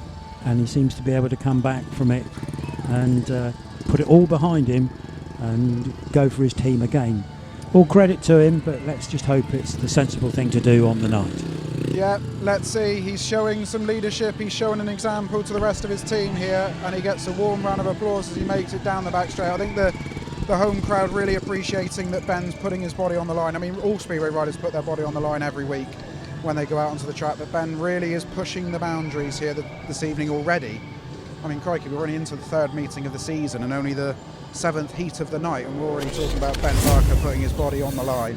Let's take the lineup once again then for heat number 7, and off the inside is the Iron Man, Bionic Man, whatever you want to call him, Ben Barker in red. Gate number 2 in white is Anders Rowe. Gate number 3 in blue, Zaine Kennedy, and off the outside in yellow is still Zach Cook, who has had a wheel change by the looks of it. None the worse for his collision with Zaine Kennedy in the original running of this heat. It was a good start for Poole. They'd certainly got out the gates and were looking to hit back with their own 5-1, with a battle and bruise Ben Barker off 1 and Zaine Kennedy, who'll be looking to make amends for knocking Zach Cook off in the original running in that Ben 1 incident. This could be tasty. I don't think he knocked him off, really. It was just a gentle coming together.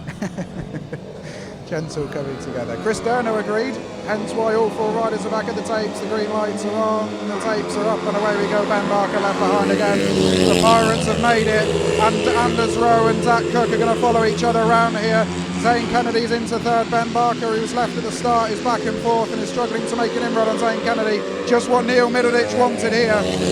Pirates in line to strike back immediately in this race, and Anders Rowe again sharp out at the start, and Zach Cook had to do a little bit of work with Zaine Kennedy alongside him, but got his nose in front going down the back straight and following his partner in for a potential 5-1. They come across the line with a lap to go. Pirates looking set for a race advantage. Yeah, the Pirates are going to hit back in some style here. The Gladiators had a 5-1 in heat number 6, but the Pirates are going to respond with their own here in heat number 7. Superb ride once again from Anders Rowe and Zach Cook. They take the checkered flag in 1st and 2nd.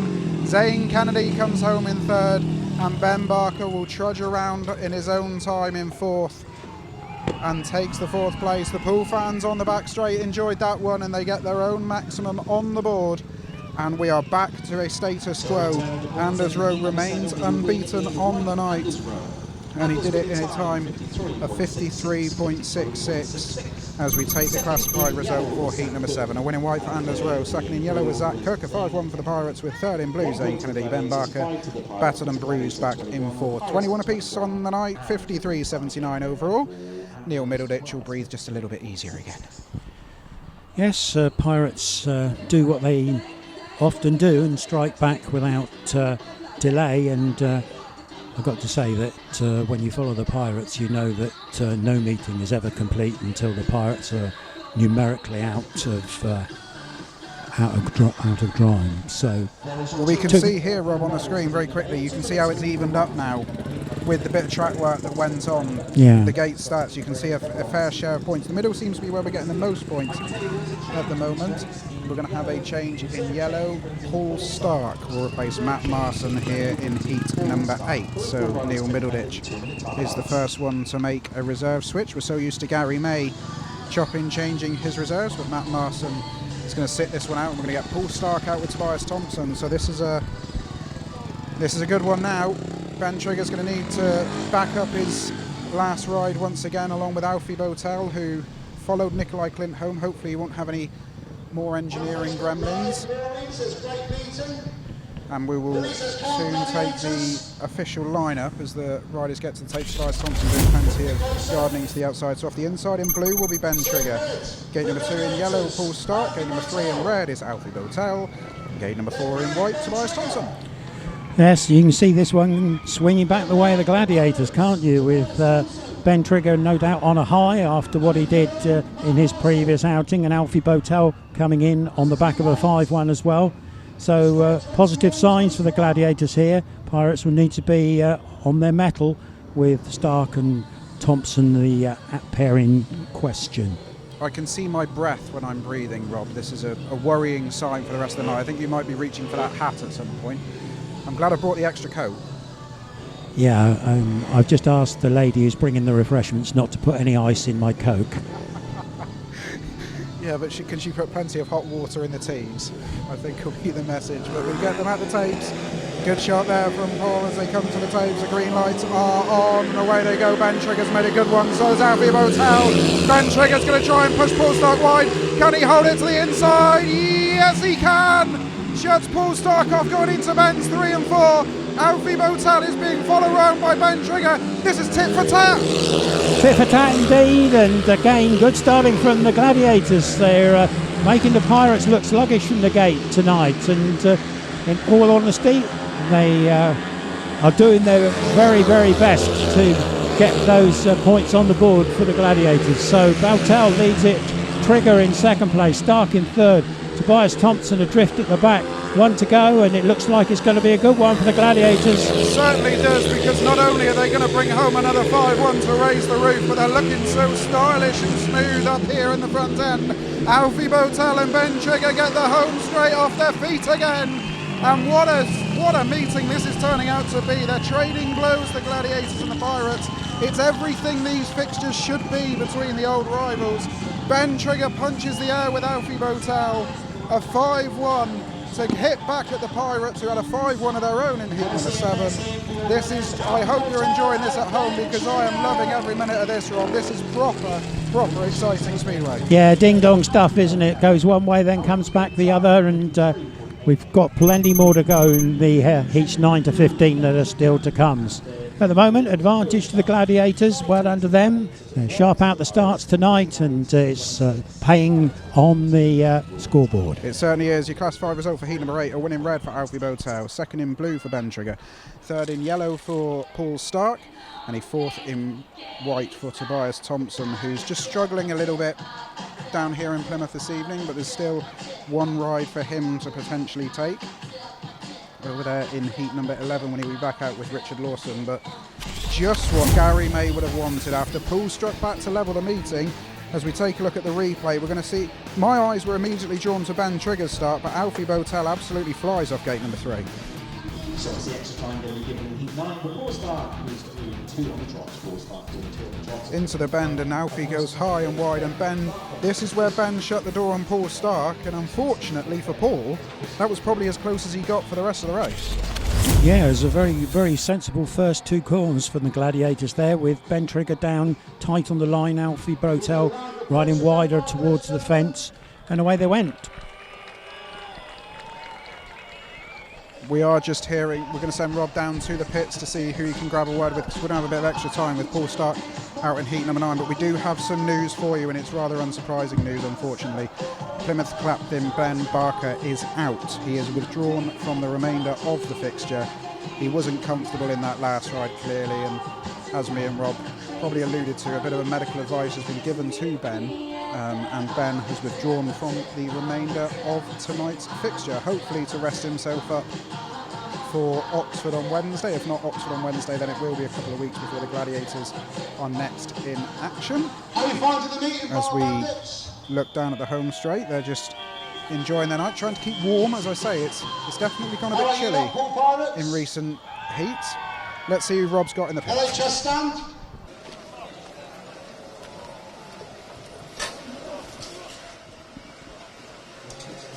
Let's dive into Alfie. See how Alfie spoke to you earlier on in the meeting, and since then it's gone quite well. Yeah, no, definitely well happy with that, to be honest, really happy. Starting good? Yeah, that's the main thing. So I'm getting out the tapes. Hopefully sorted out the gating issues, but no, really enjoying it. And in the last one, you had the outside line, Ben had the inside line. Nice 5-1. Definitely. Almost an easy 5-1. Yeah, that would be good. If it was all easy, it'd be great. One more to come though. Yeah, and I've got 13 as well now, so. Oh, right. Okay. Yeah, so 2 more. There you go. Yeah. Go well and go safe. Thank you. Cheers, mate. There's Alfie. Bit of advance notice there. Heat 13, he's going to take Ben Barker's place. Here's Joe just prepping up, ready to go. He had a good win in the earlier stages of the meeting, so that's put him in good stead. Gladiators there with a slight advantage at the moment, but plenty of time for things to turn around. And we're looking at the Pirates line-up at the moment, and this is Louis Kerr in shot. 2-minute time allowance goes, and the riders are on the roll. So with that, we go back to commentary. Number 9, not sponsored by anybody. Yep, cheers Rob, thank you very much. You're back up on the gantry as Mitchell, Cluff and Joe Thompson come out to take on Louis Kerr and Paul Starke here in heat number 9, and the Gladiators have a 4-point cushion on the night. I think it's probably a little bit too late to bridge that aggregate score, but they will do their best to roll into it as much as they can, because confidence in winning meetings will breed hope heading into the championship season, which kicks off in a couple of weeks' time down here at the Coliseum. As the 3 of the riders are making their way around to the start, which is going to wait for Starke's arrival. Who'll now do a lap of the Coliseum, all 226 metres of it, So in the official lineup for join heat number 9 for the the rest of the Gladiators team in red, Mitchell round Cluff. at the start. So off In blue, Joe they Thompson. get round to the start, and off Pirates the in white inside in towards blue Claire, will be and Joe yellow, Thompson. Paul Starke. Off gate number 2 in white will be Louis Kerr. Gate number 3 in red, Mitchell Cluff. Gate number 4 in yellow was Paul Starke, and we have to thank Alfie BOWTELL, Rob, for giving us advance notice of his extra ride tonight. Oh yes, always first with the news on Gladiators Live. You were talking about lottery numbers earlier on. I'm afraid we can't give those out on there. Oh, as long as you give them to me in advance notice of the draw taking place, then that's fine. Okay, we'll do that.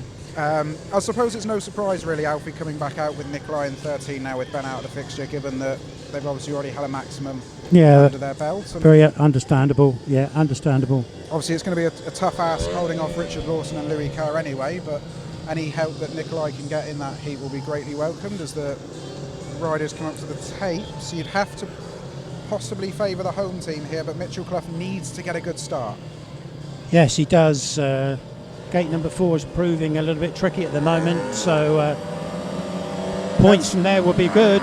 Let's see how we go in Cluff's mid level. Oh! Clash there between Joe Thompson and Louis Kerr. We got a chain off on Louis Kerr's bike. There's a chain on the circuit as Paul Starke heads round out in front.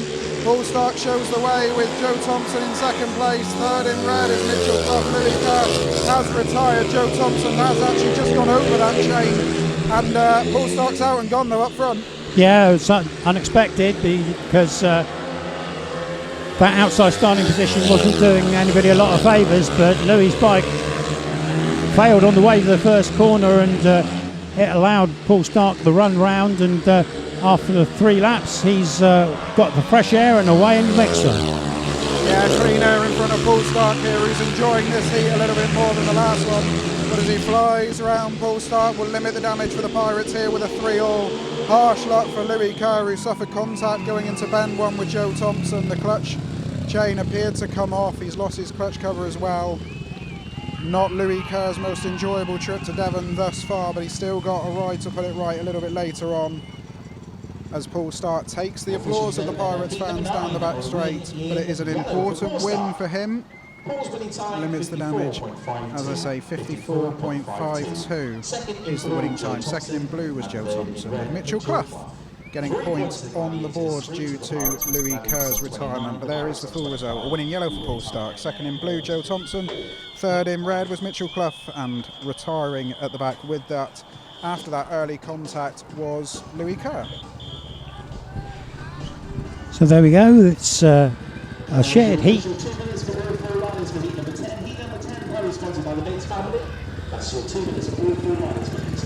With all the riders coming out on track. Nicolai KLINDT there on the back straight, just heading towards the starting area. Gladiators must feel fairly confident at this stage. They've got Nicolai KLINDT with 2 more programme rides and potentially Heat 15 as well, so that potentially allows them some good points as we head to the climax part of the meeting. And whilst you can't see it on screen at the moment, we've got various mechanics and track staff out trying to rescue Louis Kerr's chain, which has disappeared into the ether. Yeah, I think that's under the dirt. That will soon be worked on a bit of a track grade. But let's take the lineup then for heat number 10 before we worry about that. And off the inside in blue is Alfie BOWTELL, who's having a strong evening at home. It's what he wanted when we spoke to him before the meeting. Gate number 2 in yellow is Zach Cook. Gate number 3 in red is the Gladiators number 1 Nicolai KLINDT. And off the outside in white is the unbeaten Anders Rowe. We're looking to keep that good run going here, but a good strong performance from Alfie here in heat number 10. Not only has he guaranteed himself a ride in heat number 13, but he may well put himself in line for a ride in heat number 15 as well. I certainly will, and they're forming a very good partnership together, BOWTELL and KLINDT. Yeah, excellent so far. Let's see how they get on in this one.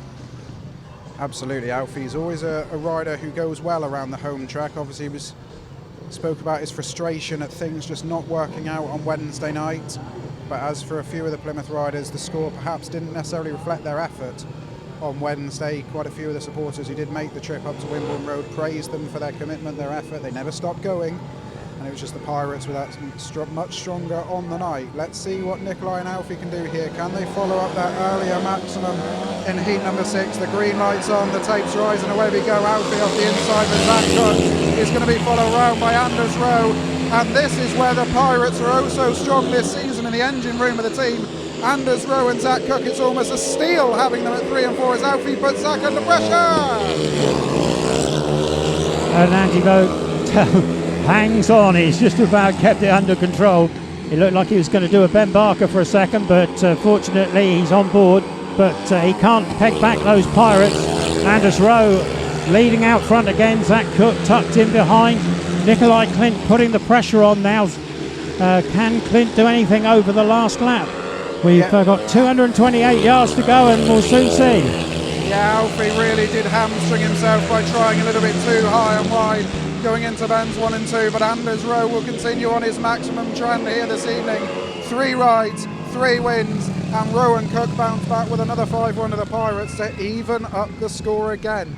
If you're watching on home and you're not on the edge of your seat, then what on earth are you doing? Great stuff indeed for the Pirates there. They made the very best of the start that time. Nicolai KLINDT not in line with them as they went to the bend, and it was the POOLE Pirates who hit the front and went all the way for the victory. Good to see Alfie BOWTELL manage to stay on board after a scary moment there. Indeed, there's your result then for heat number 10, and another maximum for Rowe and Cook. Winning white for Anders Rowe, second in yellow Zach Cook, third in red was Nicolai KLINDT, who just didn't get out the start on that one, and fourth in blue was Alfie BOWTELL, who decided to take riding the air fence to a new level as he tried to get past Zach Cook. But let's take the replay, and you're going to see Nicolai KLINDT just get left behind here a little bit, but the Pirates were, these two are absolutely electric out of the gate, and this is where POOLE are going to be so strong this year, Rob. Yeah, it shows there in gate 3 with Nicolai. You'd expect him to maybe go to the bend at least level with Zach Cook, but not to be. Rowe was fast from the outside. Cook riding the right line round the first 2 corners. Alfie BOWTELL here goes for a visit to the track shop, but manages to get back on board, and this race is run, I'm afraid, at that point. Yeah, he tried to put his early order into the Polish sausage barbecue that's on bends 1 and 2. He tried to put an early order in for his dinner afterwards. And we're going to see Joe Thompson replacing Ben Barker here in heat number 11. So if you are doing a scorecard at home and you want to keep track of who's coming out, Joe Thompson will be coming out in red, partner Zaine KENNEDY. And they have the task of trying to stop Richard Lawson, who will be still reeling from the fact that he couldn't get past Joe Thompson in heat number 5. But let's take a look at your lineup then for heat number 11. Off the inside in white is Richard Lawson. Gate number 2 in red is his foe from heat number 5, Joe Thompson. Replacing the injured Ben Barker, who's withdrawn. Gate number 3 in yellow is Tobias THOMSEN, and off the outside in blue is Zaine KENNEDY, who is deputising for Lasse Fredriksson tonight, who's away on international duty. If the Gladiators can fill the minor places here, I'd say Garry May will be quite happy, won't he, Rob? Yeah, agree with that. But Tobias THOMSEN is known for doing the unusual, and it could well be that in this heat he comes to the party. So far he's been a little bit lacklustre, to say the least. So whilst Richard Lawson there is ever dependable for the Pirates, it's Thompson's job here to get in amongst it and see if he can get his sides noses in front as we go to race number 11. Yeah, and the light is fading. The floodlights are taking effect on this late April evening, but we have got plenty of exciting action to warm us up as we head into the latter stages of the fixture. The green light is on. Richard Lawson off the inside, Joe Thompson off gate number 2. Richard Lawson left standing by Joe Thompson, and now Lawson tries to go on the inside with Tobias Thompson around the outside. Joe Thompson shuts the door. Now he's going to have 2 fired up Pirates chasing him down. Well, he's in great form off the starts tonight, Joe Thompson, and Tobias Thompson and Richard Thompson Richard Lawson all over each other, but it's Joe Thompson doing just what he needed to do there, and it's relegated, unfortunately, the other reserve, Zaine Kennedy, to the back of the pack. Lawson, I think, now decides the best part of this heat to do some team riding and keep himself and Tobias Thompson in suitable position. But here comes Tobias Thompson again. What's he going to do? Something spectacular on the last corner? No. Joe Thompson holds on then. Tobias Thompson threw all he could at him at the end. An intelligent ride by Richard Lawson. A real team leader's ride back in third place. He acknowledged that perhaps he just wanted to bring home the 3-all to limit some damage for the Pirates. Zaine Kennedy couldn't really get close enough to Richard Lawson to put him under pressure, but once again, as I said so many times on commentary last year, you can't help but be impressed by the mentality of Joe Thompson and how he has come on as a rider. Last season, perhaps at times he was in the shadow of his brother Dan, but he's really stepping up this time as we take the classified result. A win in red for Joe Thompson, second in yellow Tobias Thompson, third in white was Richard Lawson, and at the back was Zaine Kennedy. But as I said, Rob, last season perhaps it was all about Dan Thompson, but Joe Thompson really stepping up, isn't he? Oh yeah, he's doing a fantastic job on this track. He's one of the masters, isn't he? He really gets going on here, and it's very hard to beat. You know, when you get the young man in front of you, he doesn't leave many lines to chase, and he seems to be able to control the race. Not particularly fast, but in plenty of right riding lines to do. So yeah, great work from Joe Thompson. Of course, brother Dan this year up at Glasgow, he's hit the skid. Not hit the skids, that's the wrong expression. he's done the opposite of hitting the skids. He's hit rocket fuel, and he's going really well up there. And last night I think he was on a pay maximum at Edinburgh for the Glasgow Tigers. So the Thompson boys, they've served their time, served their apprenticeship, coming up through the Speedway ranks, and now they're really making hay. And certainly Joe here at the Coliseum, well, he's a match for anybody. Absolutely, and we are heading into the interval as Rob's going to head down into the pits area, see if he can grab a word with one or two riders or one or two of the team managers. But we should just mention about Joe Thompson, won every single Heat 2 last year here at the Coliseum. Won every single one of his first rides here when he was riding at reserve alongside Jacob Hutt. Ever dependable around the home track. We're going to prepare for a kids race now as Mark's going to do some track work, but there's plenty of excitement. I really do hope you are enjoying the action at home. Do get along to the Plymouth Gladiators Facebook page for the watch along. Do get your comments and thoughts in there.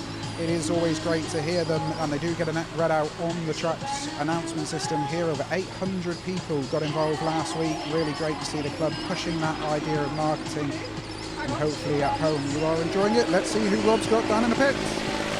Gary, we're on. So let's have a walk down the pit lane here at the Gladiators side, and team manager Garry May in front of us. See if I can quickly speak to Gary. Gary, we're on Gladiators live. Yep. No swearing.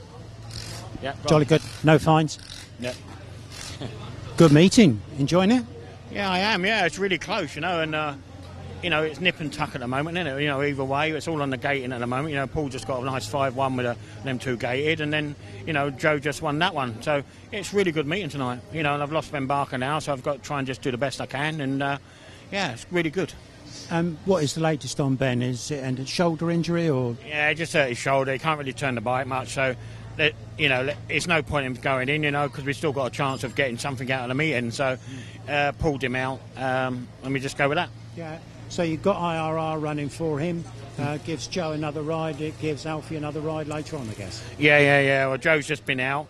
Alfie would go out in 13 and see what happens then, you know, with Nicolai, and then we got 8-15 to see what we can do. But you know, we're all working together here and you know, we're getting there. Do you know what I mean? Everyone's talking to each other, so it's really good.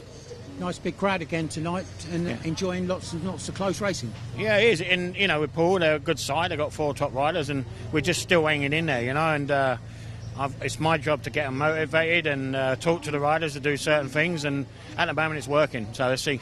I think the other way round is that Poole are rather hanging in with you, aren't they? You got them under the thumb. Yeah, but Paul always come good at the end, so I've got to try and counteract that, you know, the best I can, and I'll try my best. I will talk to the riders and tell them what to do, and they know what to do, and we'll see if we can do them. Well, we know you're GM up. Enjoy the rest of the evening. Thank you very much. Thank you. Bye-bye. Bye. There it is. Telling it as it is, of course, as always, Garry May. Let's just have a look around here, see if we can... wonder if Joe will have a very quick word. He's on the phone. Let's just see if we can... Yeah. Joe, we're on Gladiators Live. You're watching yourself on the phone, aren't you? Yeah, I was, yeah. It's been a good evening so far, hasn't it? Enjoying it? Yeah, good so far. Enjoying it. The track was a little tricky to start with, but it's calmed down now and it's really enjoyable. Making some good starts as well, and that makes life easy. Yeah, we've made a few changes over the night to get it off the start better, because that's half the game. So, yeah, I'm happy with how it's coming out. Comparing to last year with the track alterations that they've made here, are you finding that easier to ride? Yeah, definitely. I'm really grateful for what Mark and the team did down here. They've done a great job, and it's really nice that they can get Speedway on, even with the forecast that was due for tonight. So, yeah, really pleased with it. And you're getting good reception off the crowd tonight. Big turnout again and plenty of support. Yeah, that's it. It's so nice to see a bigger crowd this year than last. So happy for Mark after all the effort he's put in. Can't thank him and the team enough for doing this. Well, congratulations on what you've done so far, and I hope you have a good evening carrying on. Yeah, just got a couple more, and hopefully it'll be good. Cheers. Cheers, Joe. Thanks for your help. Thanks, guys.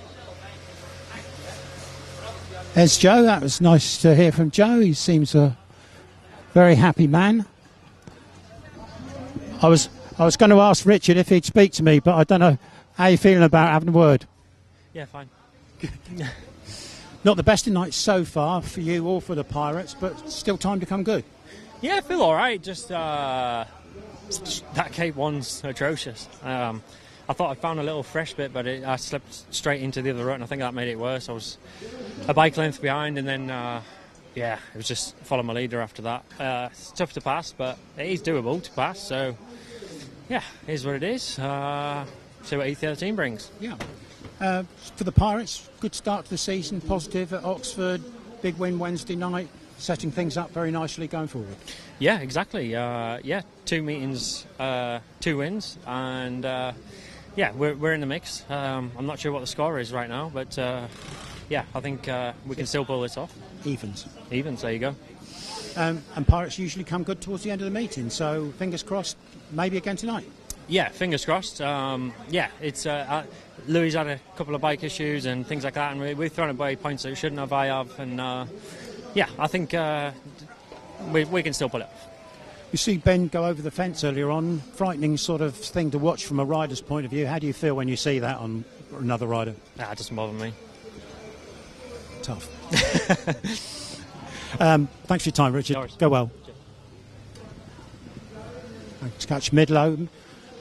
Quick word with Midlow on Gladiators Live. Midlow, nip and tuck all the way. Pirates usually come good towards the end, but not an easy track, and you've got to make some good starts. Yeah, as we said earlier, it is a tricky track, and obviously a bit unfortunate with Louis losing a chain going into the first corner, and Starke obviously winning the race. But yeah, it's a few heats to go. Yes, I hope we can pull ahead. What's the tactical plan? What you going to do? Just want them to go fast. Yeah, it's just the gates are tough. 1 and 3 are proving not to be good now, and so it's probably going to be decided. So I mean, I would imagine they got heat 15, so I'd imagine they'll pick 2 and 4. So yeah. really, I want to hopefully get a little, have a little bit of a lead before we get to 15. Yeah. Okay, thanks for your time, Neil. Right, go well. Cheers, thanks, mate. There's Neil, of course. Let's just pan into the pits area and see the other pool boys there, and we won't disturb them any longer. I think we can pass back up to Joe on the comms tower for a little bit of further reflection as we go through the rest of the interval. Yep, cheers Rob, thank you very much. The light continues to fade quickly as we get ready. Plenty of families are getting ready at the pit entry here for the children's race. It's going to be very busy this evening, I think. But it's great to see, as we mentioned earlier, without the young families coming into the sport, without the new supporters coming in, it's going to be very, very tricky. Let's take some race footage while we wait for the children's race. we go then. Heat 4 is at tapes. We've got Ben Trigger once again here off of gate 1 in blue. Failed to score in his opening ride after that stop.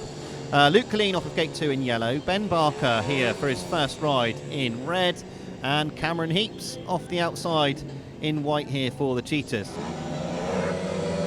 So here we go then. Heat number 4 is go. And away they go. And Ben Barker's made a good start, but making a better one is Cameron Heaps. It's Cameron Heaps who leads. Barker and Trigger are packing out that second and third.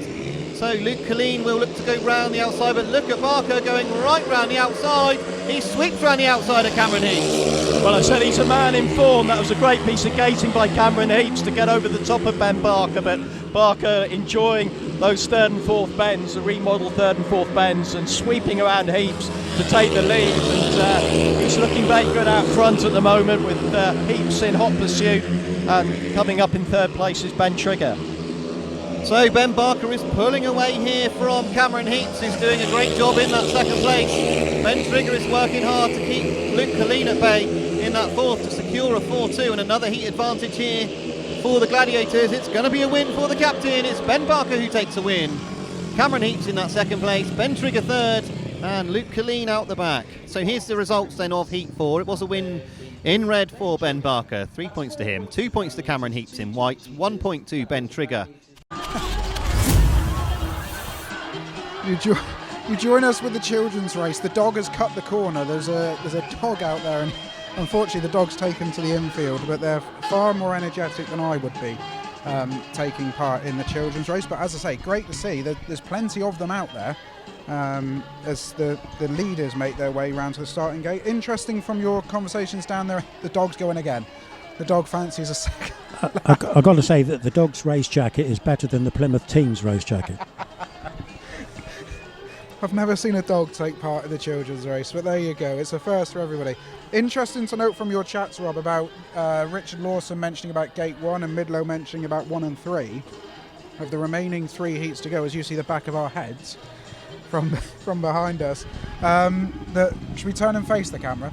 The Poole have got gates 1 and 3 twice of the remaining 3 programme heats before 15.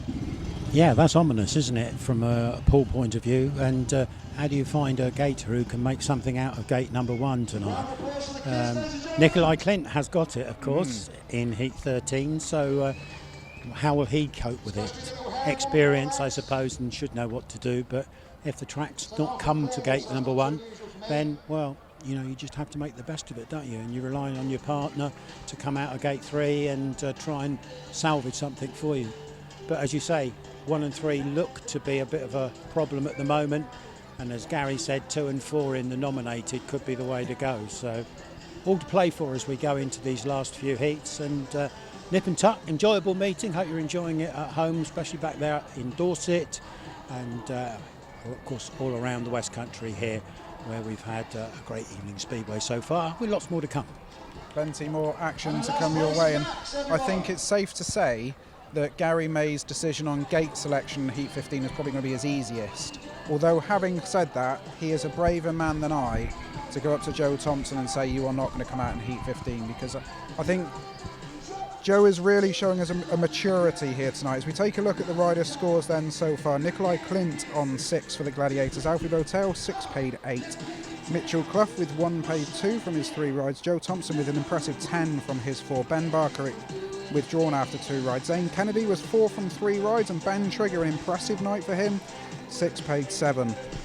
Looking across at the Pirates, exactly the same score for Richard Lawson. Tobias THOMSEN with 3 paid 4, and maximum so far for Anders Rowe, 5 paid 7 for Zach Cook. A decent night for Zach, although we want to get a heat win in his final ride. Louis Kerr, tough night for him, as Richard Lawson alluded to, with 2 points from 3 with some bike gremlins. Paul Starke's having a strong night, and Matt Marson, who is due to get a 3rd ride at some point soon enough to get his 3rd ride. I suspect Paul Starke will be coming out for another one, and Matt will only get 1 more, but that's me playing mid-low bingo.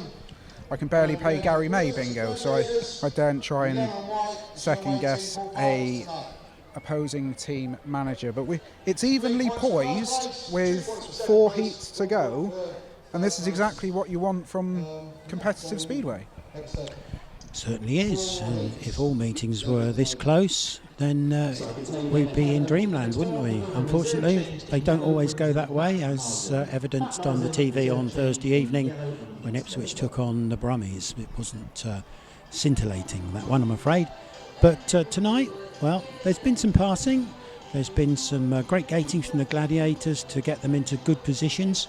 The Pirates have fought back from adversity on a couple of occasions, and all square, all even Stevens at 33 all with everything to play for.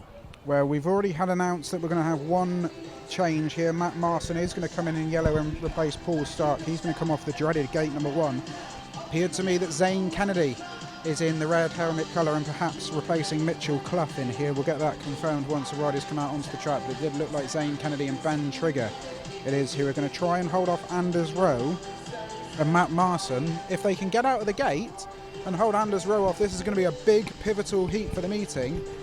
Perhaps, I mean, it's probably important that they can get their noses ahead going into heat 15, given they've got the dreaded 1 and 3. Yeah, how do you call it? This is very, very tricky, isn't it, this one? And normally you'd say just pack the minor places, get out of it with a 3-all, but with those horrible gates in 13, down Ben Barker already, there's a bit of pressure on the Gladiators pair here. Yeah, there is. Interesting to see that Neil Middleditch has chosen to stick Paul Starke, or take Paul Starke out of heat number 12 and give Marson his 3rd ride, which presumably will mean that Paul Starke will be going in heat 14 in place of Matt Marson. So we're moving the bits around the chessboard at the moment. All hypothetical, of course. We know nothing. Exactly. Midlow and Garry May Bingo in full swing, and we are just having it announced that Zaine Kennedy will replace Mitchell Cluff here in red, and Matt Marson is out in yellow. So as you suggest, Rob, I suspect Paul Starke will take Matt Marson's ride in heat 14, which then strengthens the Pirates again. Starke and Cook up against Joe Thompson and Zaine Kennedy. So maybe even Ben Trigger, who knows? Let's not play Garry May Bingo too soon. Line up for heat number 12 off the inside in yellow is Matt Marson. Gate number 2 in red, Zaine Kennedy. Gate number 3 in white, Anders Rowe. Gate number 4 in Ben Trigger. I'm not going to put it all on the line here saying that this is a meeting defining heat, but it's a big one. Yes, it is, and sharp intake of breath as the riders come up to the line there. Anders Rowe, who's been going really well this evening on gate number 3. He's, I think, going to be the Pirates' key player in this heat. Matt Marson with gate number 1. Keep going, Mike. That's the answer in case something happens to one of those 2 Gladiators. But those Gladiators will have their swords at the ready, I'm sure, to put Anders Rowe to task. Absolutely, as the riders come up to the line. All it might take here for the Gladiators is if one of their riders can make the gate. That's potentially all it is. They have the favourable 2 and 4, 2 seemingly the preference over 4. Ben Trigger will be the last one into line. Take a deep breath at home, folks. Here comes heat number 12. It's a long hold, and Anders Rowe has made it off the outside. Can Matt Marson hold off Ben Trigger? Zaine Kennedy's trying to throw it up the inside of Anders Rowe, but as we predicted beforehand, Anders Rowe it is. He's made the start off gate number 3, got across to the inside, and he's holding off the Gladiators path. Yeah, a long run into the first corner from Anders Rowe. He took it to the widest point and got over both the Gladiators into the corner, and he's set sailing for home now. Matt Marson at the back is not going to trouble the scorers unless there's something unfortunate happen to Zaine Kennedy or Ben Trigger.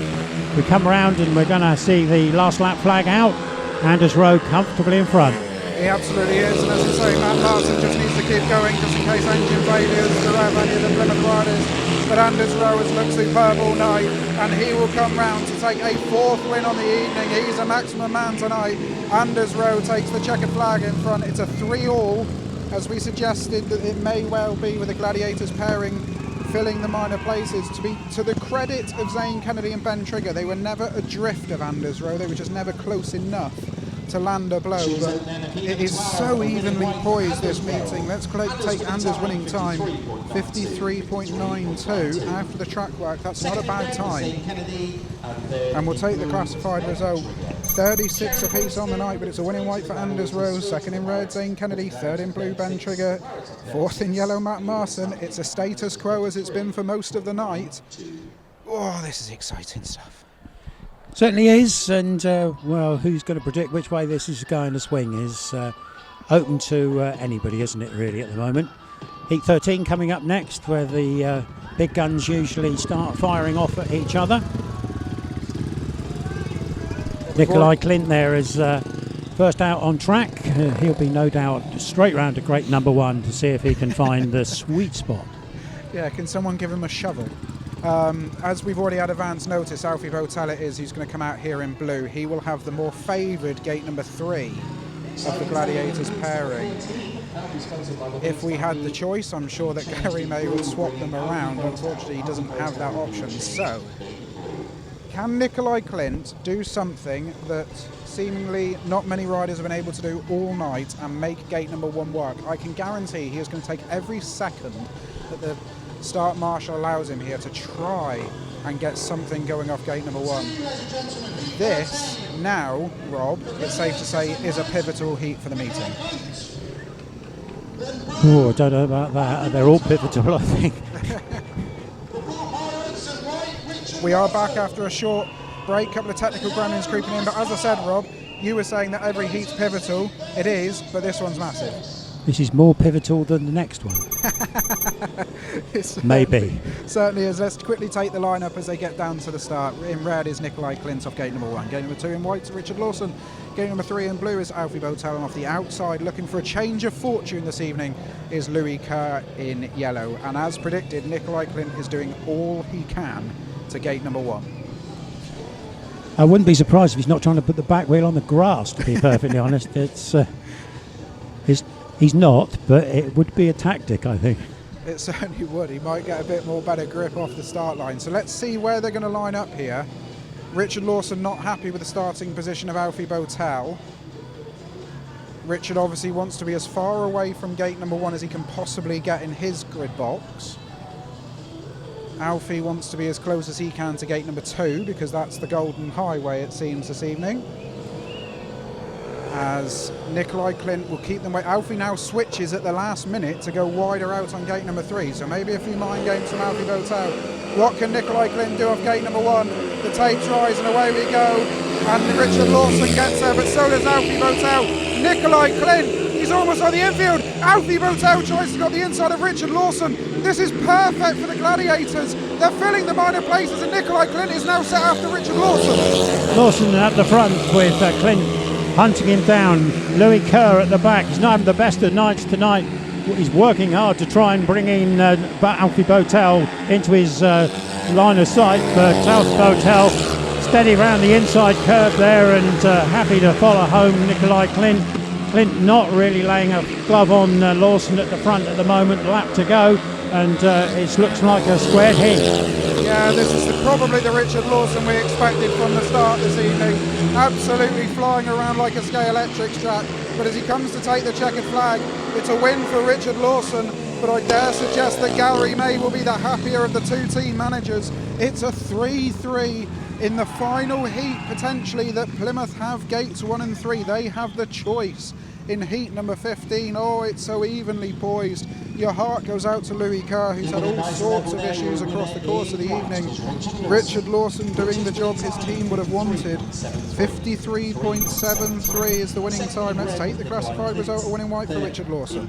Second in red for Nicolai KLINDT. Third in blue, a vital third place, Alfie BOWTELL. Fourth in yellow is Louis Kerr. It is 39 apiece. The Pirates have already secured that extra point. But with 2 to go, let's take the replay. It was a good first 3 corners, and then Richard Lawson was out and gone. Yeah, it was an interesting first bend there. KLINDT tried to go around the inside curb and get his nose in front of Lawson, but Lawson had just enough speed around the outside. And we go to the next crucial heat. They all seem to be crucial. The next crucial heat, heat number 14. Change in yellow here with Matt Marson stepping out, Paul Starke stepping in for the Pirates. Absolutely. And now, what can Zach Cook do off gate number 1? So Zaine Kennedy will come round to join Joe Thompson. Joe will be coming off gate number 4, Zaine Kennedy off gate number 2. This is much more like it what we expect to see from Plymouth and Poole at the Coliseum. As I say, nearly 2 years to the exact date since the Pirates last tasted defeat in Devon. Plymouth have never been closer to doing it than they are now. Off the inside in white is Zach Cook. Gate number 2 in blue, Zaine Kennedy. What can the guest rider do for the Gladiators? Gate number 3 is Paul Starke, who's had a very solid night, Paul. Very good tonight, as he often is around the Coliseum. And off the outside, probably the star man of the evening from the Gladiator side of it, Joe Thompson. 10 points to his name. Perhaps his penultimate ride of the night. Let's not predict Heat 15, but you'd say a strong one here would give him a chance of getting out there. No, I've got to say I do fancy Joe from the outside start here. And in the air I can smell superheat, I think, somewhere along the way. It might go that way. Who knows? Poole have already had one this year up at Oxford. But, well, a second one, who knows? Anything's possible. Important heat number 14 here, and Poole's heat 14 specialist, Zach Cook, lines up on gate number 1. Will he do his normal thing and win the race? Who knows? Let's find out. The green light is on for heat number 14. The tapes are up. Zach Cook hasn't made it. The Gladiators have, though. And Zaine Kennedy is followed round by Joe Thompson, who slots out in front now of Zach Cook with Paul Starke at the back. They've got 3 laps to go. And Zaine Kennedy is out in front. Joe Thompson is going to try and shepherd home the maximum. Superb work there from the Gladiators again. They put themselves in pole position here, making a great jump. 1 and 3 not proving any good at all for the Pirates. Zaine Kennedy, Joe Thompson really working hard. Paul Starke trying to find a path through Joe Thompson, but not to be. Young Joe riding a lovely line there. Oh, side by side, Starke almost bumps Thompson. Side by side up the home straight, Joe is leading the line, he's beginning to paddle. Up front, Zaine Kennedy is home and hose. Paul Starke with one last attempt round the outside. Maximum man in 14! They raise the roof once again. And the Gladiators, so importantly, have an advantage going into heat number 15. It's not just any advantage, it's a 4-point advantage. Zaine Kennedy and Joe Thompson, when the Plymouth Gladiators needed it, they delivered. Yeah, fantastic for the Gladiators there. Couldn't have happened at a better time for them to put them in pole position. Let's take the result. A win in blue was Zaine Kennedy in 54.32. Second in red was Joe Thompson. Third in yellow, Paul Starke. And at the back was Zach Cook. And well, I never. With 1 heat to go, it's 44.40, 76.98 overall. Fair play to Zaine Kennedy on a guest appearance for the Gladiators. Let's not forget that. He's been absolutely superb tonight. And it's a brilliant second place once again for Joe Thompson, who showed real maturity then. But this is superb now from the Gladiators, who have a 4-point lead with just heat 15 to go. Yep, and well, cometh the hour, cometh the men, as they say, and on this occasion it's Poole who are looking for the men to do the business, and if possible round the meeting off as a draw and move to the Super Heat. But that's a long way ahead, and heat 15, the crucial lineups coming your way just as soon as we have them, and I think gate positions are just as crucial in this one as the riders who are taking part. Electric from Joe Thompson off gate number 4, but that was matched by Zaine Kennedy off gate number 2, and he was then followed round by his teammate. Paul Starke got round Zach Cook, who Zach didn't quite have the pace of Paul Starke in this one, and Paul Starke, to his credit, gave it absolutely everything to get past Joe Thompson. It got a little bit tight as they approached the final lap, but it was really, really smart riding from Joe Thompson. He probably didn't have the pace of Paul Starke, but he's brought it home for his team when they needed it most. Yes, he's ridden a great line, hasn't he? He's done everything to ward off the attentions of Paul Starke. Absolutely, and there it is. A little bit of a bump from Paul Starke to Joe Thompson, nothing that neither rider can handle, and now we await the news, and I suspect we're looking at the back of Joe Thompson, who I suspect will be coming out here in heat number 15. Garry May surely has to put him out here with Nicolai KLINDT. Fair play to Alfie BOWTELL, he's had a good night. Ben Trigger's had an excellent night as well, but in this situation, I think Nicolai KLINDT and Joe Thompson is absolutely the way to go. For the Pirates, I suppose it's straightforward. Maximum Man, Anders Rowe and Richard Lawson would be the two absolute standout candidates, Rob, wouldn't they? Yeah, I'd agree with that. And then it's just what Plymouth choose. I'd imagine that's an easy decision. It is if you've got the choice. I think Richard Lawson said they did, or Midlow said they did in the interviews when he went down in the interval, but we'll find out. So for Plymouth, it is an easy choice. If they have choice, it's an easy choice, as we've seen as the meetings unfolded. I wonder if we might get a look at the gate statistics a little bit later on, just to give an idea of what's happened. Richard Lawson there donning the yellow helmet colour, so we think we know what's going to happen there. And Anders Rowe putting the white helmet on. So I would suggest, as long as Garry May hasn't done something silly, Lawson will be off 3, Rowe off 1, which would put pay to Anders Rowe's maximum for the night. Let's take a look at the stats then. And 6 wins off gate number 2, 4 wins off gate number 3. A brace of wins off 1 and 4, but really those wins off gate number 1 came so early in the meeting. Yeah, that's correct. It's been a graveyard since. Yeah, correct, it has. And gate number 2 there with 6 wins and 29 points on the night is the place to be, isn't it? Absolutely, that is the golden highway, as we see Tobias THOMSEN mucking in on some bike work with Richard Lawson, Louis Kerr packing his machinery away. As I say, heart goes out to Louis tonight. It's not been his night. He's a much better rider than the one we've seen tonight, but he's had bike issues. Obviously he lost the clutch cable, or the chain, sorry, came off at one point during his ride. There's Anders Rowe getting ready. But this is a big moment for the Gladiators season. If they can topple the Pirates, it's probably not going to stop the Pirates on their pursuit of BSN qualification. They will obviously still have to go up against Oxford at home, am I right, Rob? At Wimborne Road. They've already been to Sandy Lane, so where the Gladiators go on Wednesday. They do, yes, and we presume that Ben Barker won't be there, so that will be a second rider that Garry May will have to replace. We know Nicolai KLINDT isn't going to be there. By your indications, Cornishman Chris Harris will be turning out for Devon's Speedway team. Yep, that's former Oxford rider, of course, from last season, so sensible choice. And not only that, what a boost that will be to some of the younger lads in the Plymouth garage, that for one night at least they'll be able to pick the brains of Chris Harris. They get Nicolai KLINDT every week, but they now get to pick the brains of Chris Harris. That will be a big boost for somebody like Mitchell Cluff, who's new to British Speedway. And of course, if Ben Barker is there to ride, him and Chris Harris will be able to have a conversation in Kerr, won't they?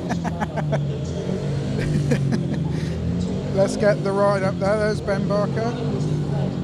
In red will be Joe Thompson, as suspected. So Nicolai KLINDT will come out in blue. We already know that Anders Rowe will be in white, and Richard Lawson will be in yellow. So now we get to have it confirmed by Larry, but I would presume that Plymouth have chosen gates 2 and 4.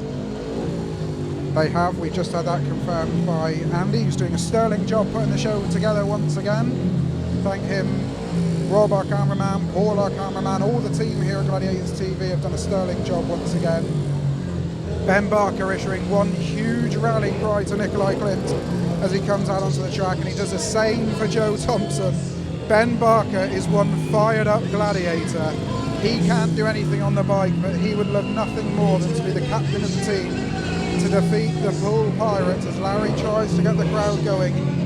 It is all on heat 15. The Gladiators just have to avoid a 5-1 to end a 2-year losing run over the Pirates. For the Pirates, they need a maximum to take us to extra time, if you like, to superheat. Up the inside in white is maximum man Anders Rowe. Gate number 2 in red is Joe Thompson. Gate number 3 in yellow is Richard Lawson. Gate number 4 is Nicolai KLINDT. And now we all take a pause. And a Valium. Yes, exciting stuff. If you're a Gladiators fan, you're on the cusp of a famous victory. It's been a number of months since you were able to overcome the Pirates, but tonight could be the night and you've got the best two riders on show in red and blue there to take the spoils if it goes that way. Pirates, of course, with Anders Rowe, who's been in great form this evening in gate number 1. He's up for it, I'm sure. And Richard Lawson, well, the wily old man, shouldn't say old, the wily chap, well, he could spoil the party for everybody, couldn't he? Absolutely. You can hear the bikes warming up for some of the youngsters who are going to come out on track after this meeting is finished. Nicolai KLINDT will be the last one into line. Take a breath at home, folks. This could really kickstart the Gladiators season. The tapes are up and away we go. Richard Lawson's made it, but Joe Thompson slams the door on Anders Rowe. Richard Lawson's going round the outside. He's going to get in front of Joe Thompson. Now at the moment, Anders Rowe now needs to get past Joe Thompson. It's a 4-2 to the Pirates. That's not enough at this stage. This is going to be a big ask for Anders Rowe to get past Joe Thompson. He's working his socks off, you've got to say. His style is that he creeps around the inside line. Joe's a little bit wider there, but still holds off Anders Rowe. Anders Rowe looking the closest he can get onto the grass verge on the inside.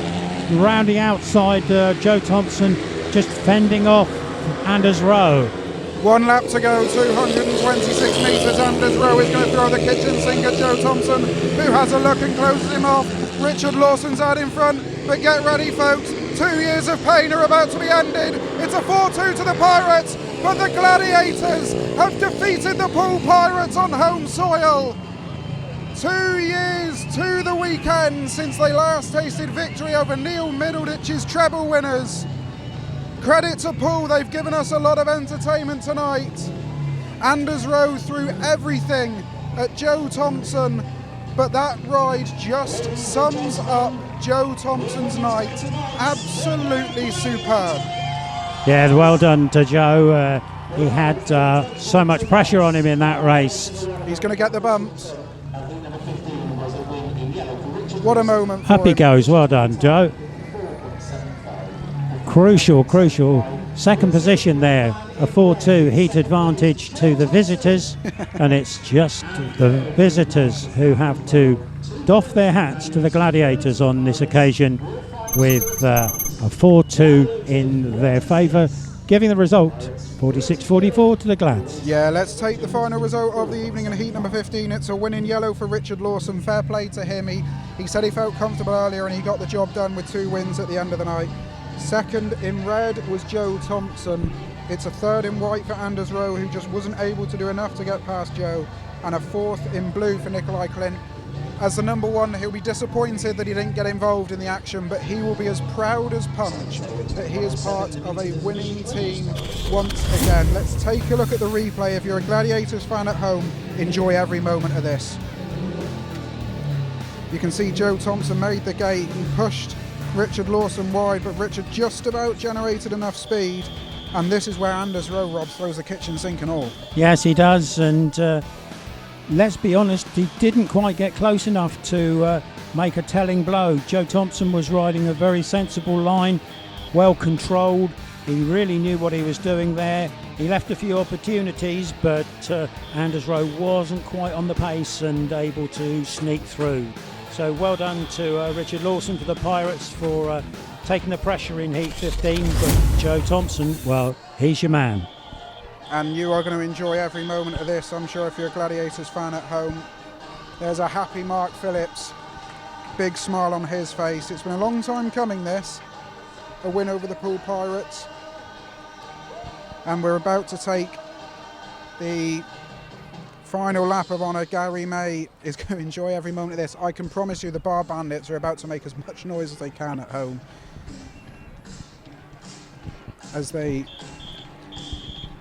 make their way round to join them. Is Mark Phillips going to try and get on the truck here? I think he is. Nicolai KLINDT climbs aboard. Mark's not going to get on board, he's going to drive the thing.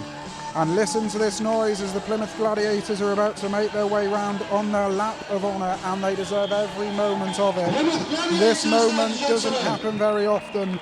It's been 2 long years since the Pirates last tasted defeat in Devon, but they have done so this evening. They've served up an absolute treat. I hope you've enjoyed every moment of it, as me and Rob and the whole Plymouth Speedway family have this evening. It's been a great advert for British Speedway from both teams. The match result then is Plymouth have won it 46-44 over the POOLE Pirates. POOLE pushing them as much as they could. The aggregate result, well, it's 78-102 in favour of the Pirates. They will continue on their merry way, looking to try and get into the knockout stages of the BSN series. And the damage really was done on Wednesday in terms of a two-legged fixture between these two sides. As they make their way down the back straight, let's say the riders scored. Nicolai KLINDT 8 from 5, Alfie BOWTELL 7 paid 10, Mitchell Cluff with 1 paid 2, Joe Thompson, a massive night for him, 14 paid 15 from 6 rides, Ben Barker withdrawn, Zaine Kennedy with 9, and Ben Trigger, great night for him, 7 paid 9. Richard Lawson with an impressive 12 paid 13 for the Pirates, Tobias THOMSEN 3 paid 4, Anders Rowe with a fantastic 13 from his night. He shouldn't be discouraged by his Heat 15 showing. Zaine with 5 paid 7, Kerr with a disappointing 2, but we can expect better from him later in the season. Paul Starke with 8 from 5, and Matt Marson with 1 paid 2. 46-44, they're about to make their way round to the Bar Bandits, who are going to make a load of noise. You can join us again on Tuesday night here at the Coliseum for the British Under-21s qualifier. We do hope you can join us live here on Gladiators TV as they come round to make their way back round towards our commentary area. As they come round, Ben Barker gives us a wave. Big happy smile on his face. Some night for this Plymouth team. Absolutely fair play to them. Fair play to POOLE. It takes two teams to make a great fixture, and both teams have made a great fixture. Let's get down to Rob, who's going to have a quick word with Garry May.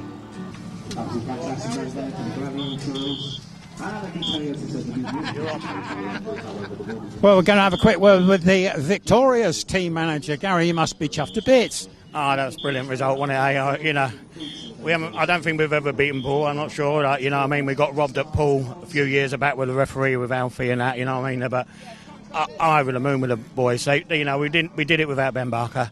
It used a bit of tactics. We talked in the pits. Do this and do that. And my riders did everything I asked of them today. And Heat 14 was the crucial one. And we sat round there and we spoke what we were going to do. And my two riders did exactly what I asked them to do. And that was it, really. The match was all over. And then the toss-up where I did in Heat 2, but Heat 15, but Joe Thompson had been gating tonight off the inside. So I thought I'd put him off the inside and then Nicolai on the outside, because then if Joe can go, that's it. And it worked out. Joe's certainly come on strong, hasn't he, this year? Joe, yeah, I think Joe will push on like Dan. That's what I'm hoping to, and tonight he proved that. So let's move on to Oxford and see what we can do there, and go from there. Buying all the boys a drink tonight? Yeah, I surely am, yeah. Lemonade or G&T's? JD and Coke. Got it. Doubles. Congratulations, mate. Thank you. There we are. That's Garry May, very happy. We've got to get off the track because of the things that are going on here. I'm Rob Dyer. I hope you've enjoyed the coverage, and we'll pass back to comms. Cheers, Rob. Rob Duran's about to throw his clipboard at him if he didn't get off the track. And I hope if Garry is buying a drink, he can come up and buy the commentators and the Gladiators TV team a drink. Do hope you've enjoyed the coverage tonight on Gladiators TV. It's been a historic one for the Gladiators. 2 years of hurt is finally over. On behalf of myself, Joe Bell, on behalf of my co-commentator and in pits interview reporter, Rob Dyer, our presenter was myself, our roaming camera was Paul, our main cameraman was Rob, and Andy was our producer who's pieced it all together for you. We do hope you've enjoyed every second of the coverage. We do hope you can join us on Tuesday night for the British Under-21s qualifier. From all of us at Gladiators TV, if you're of Plymouth persuasion, enjoy the night. They don't come around very often.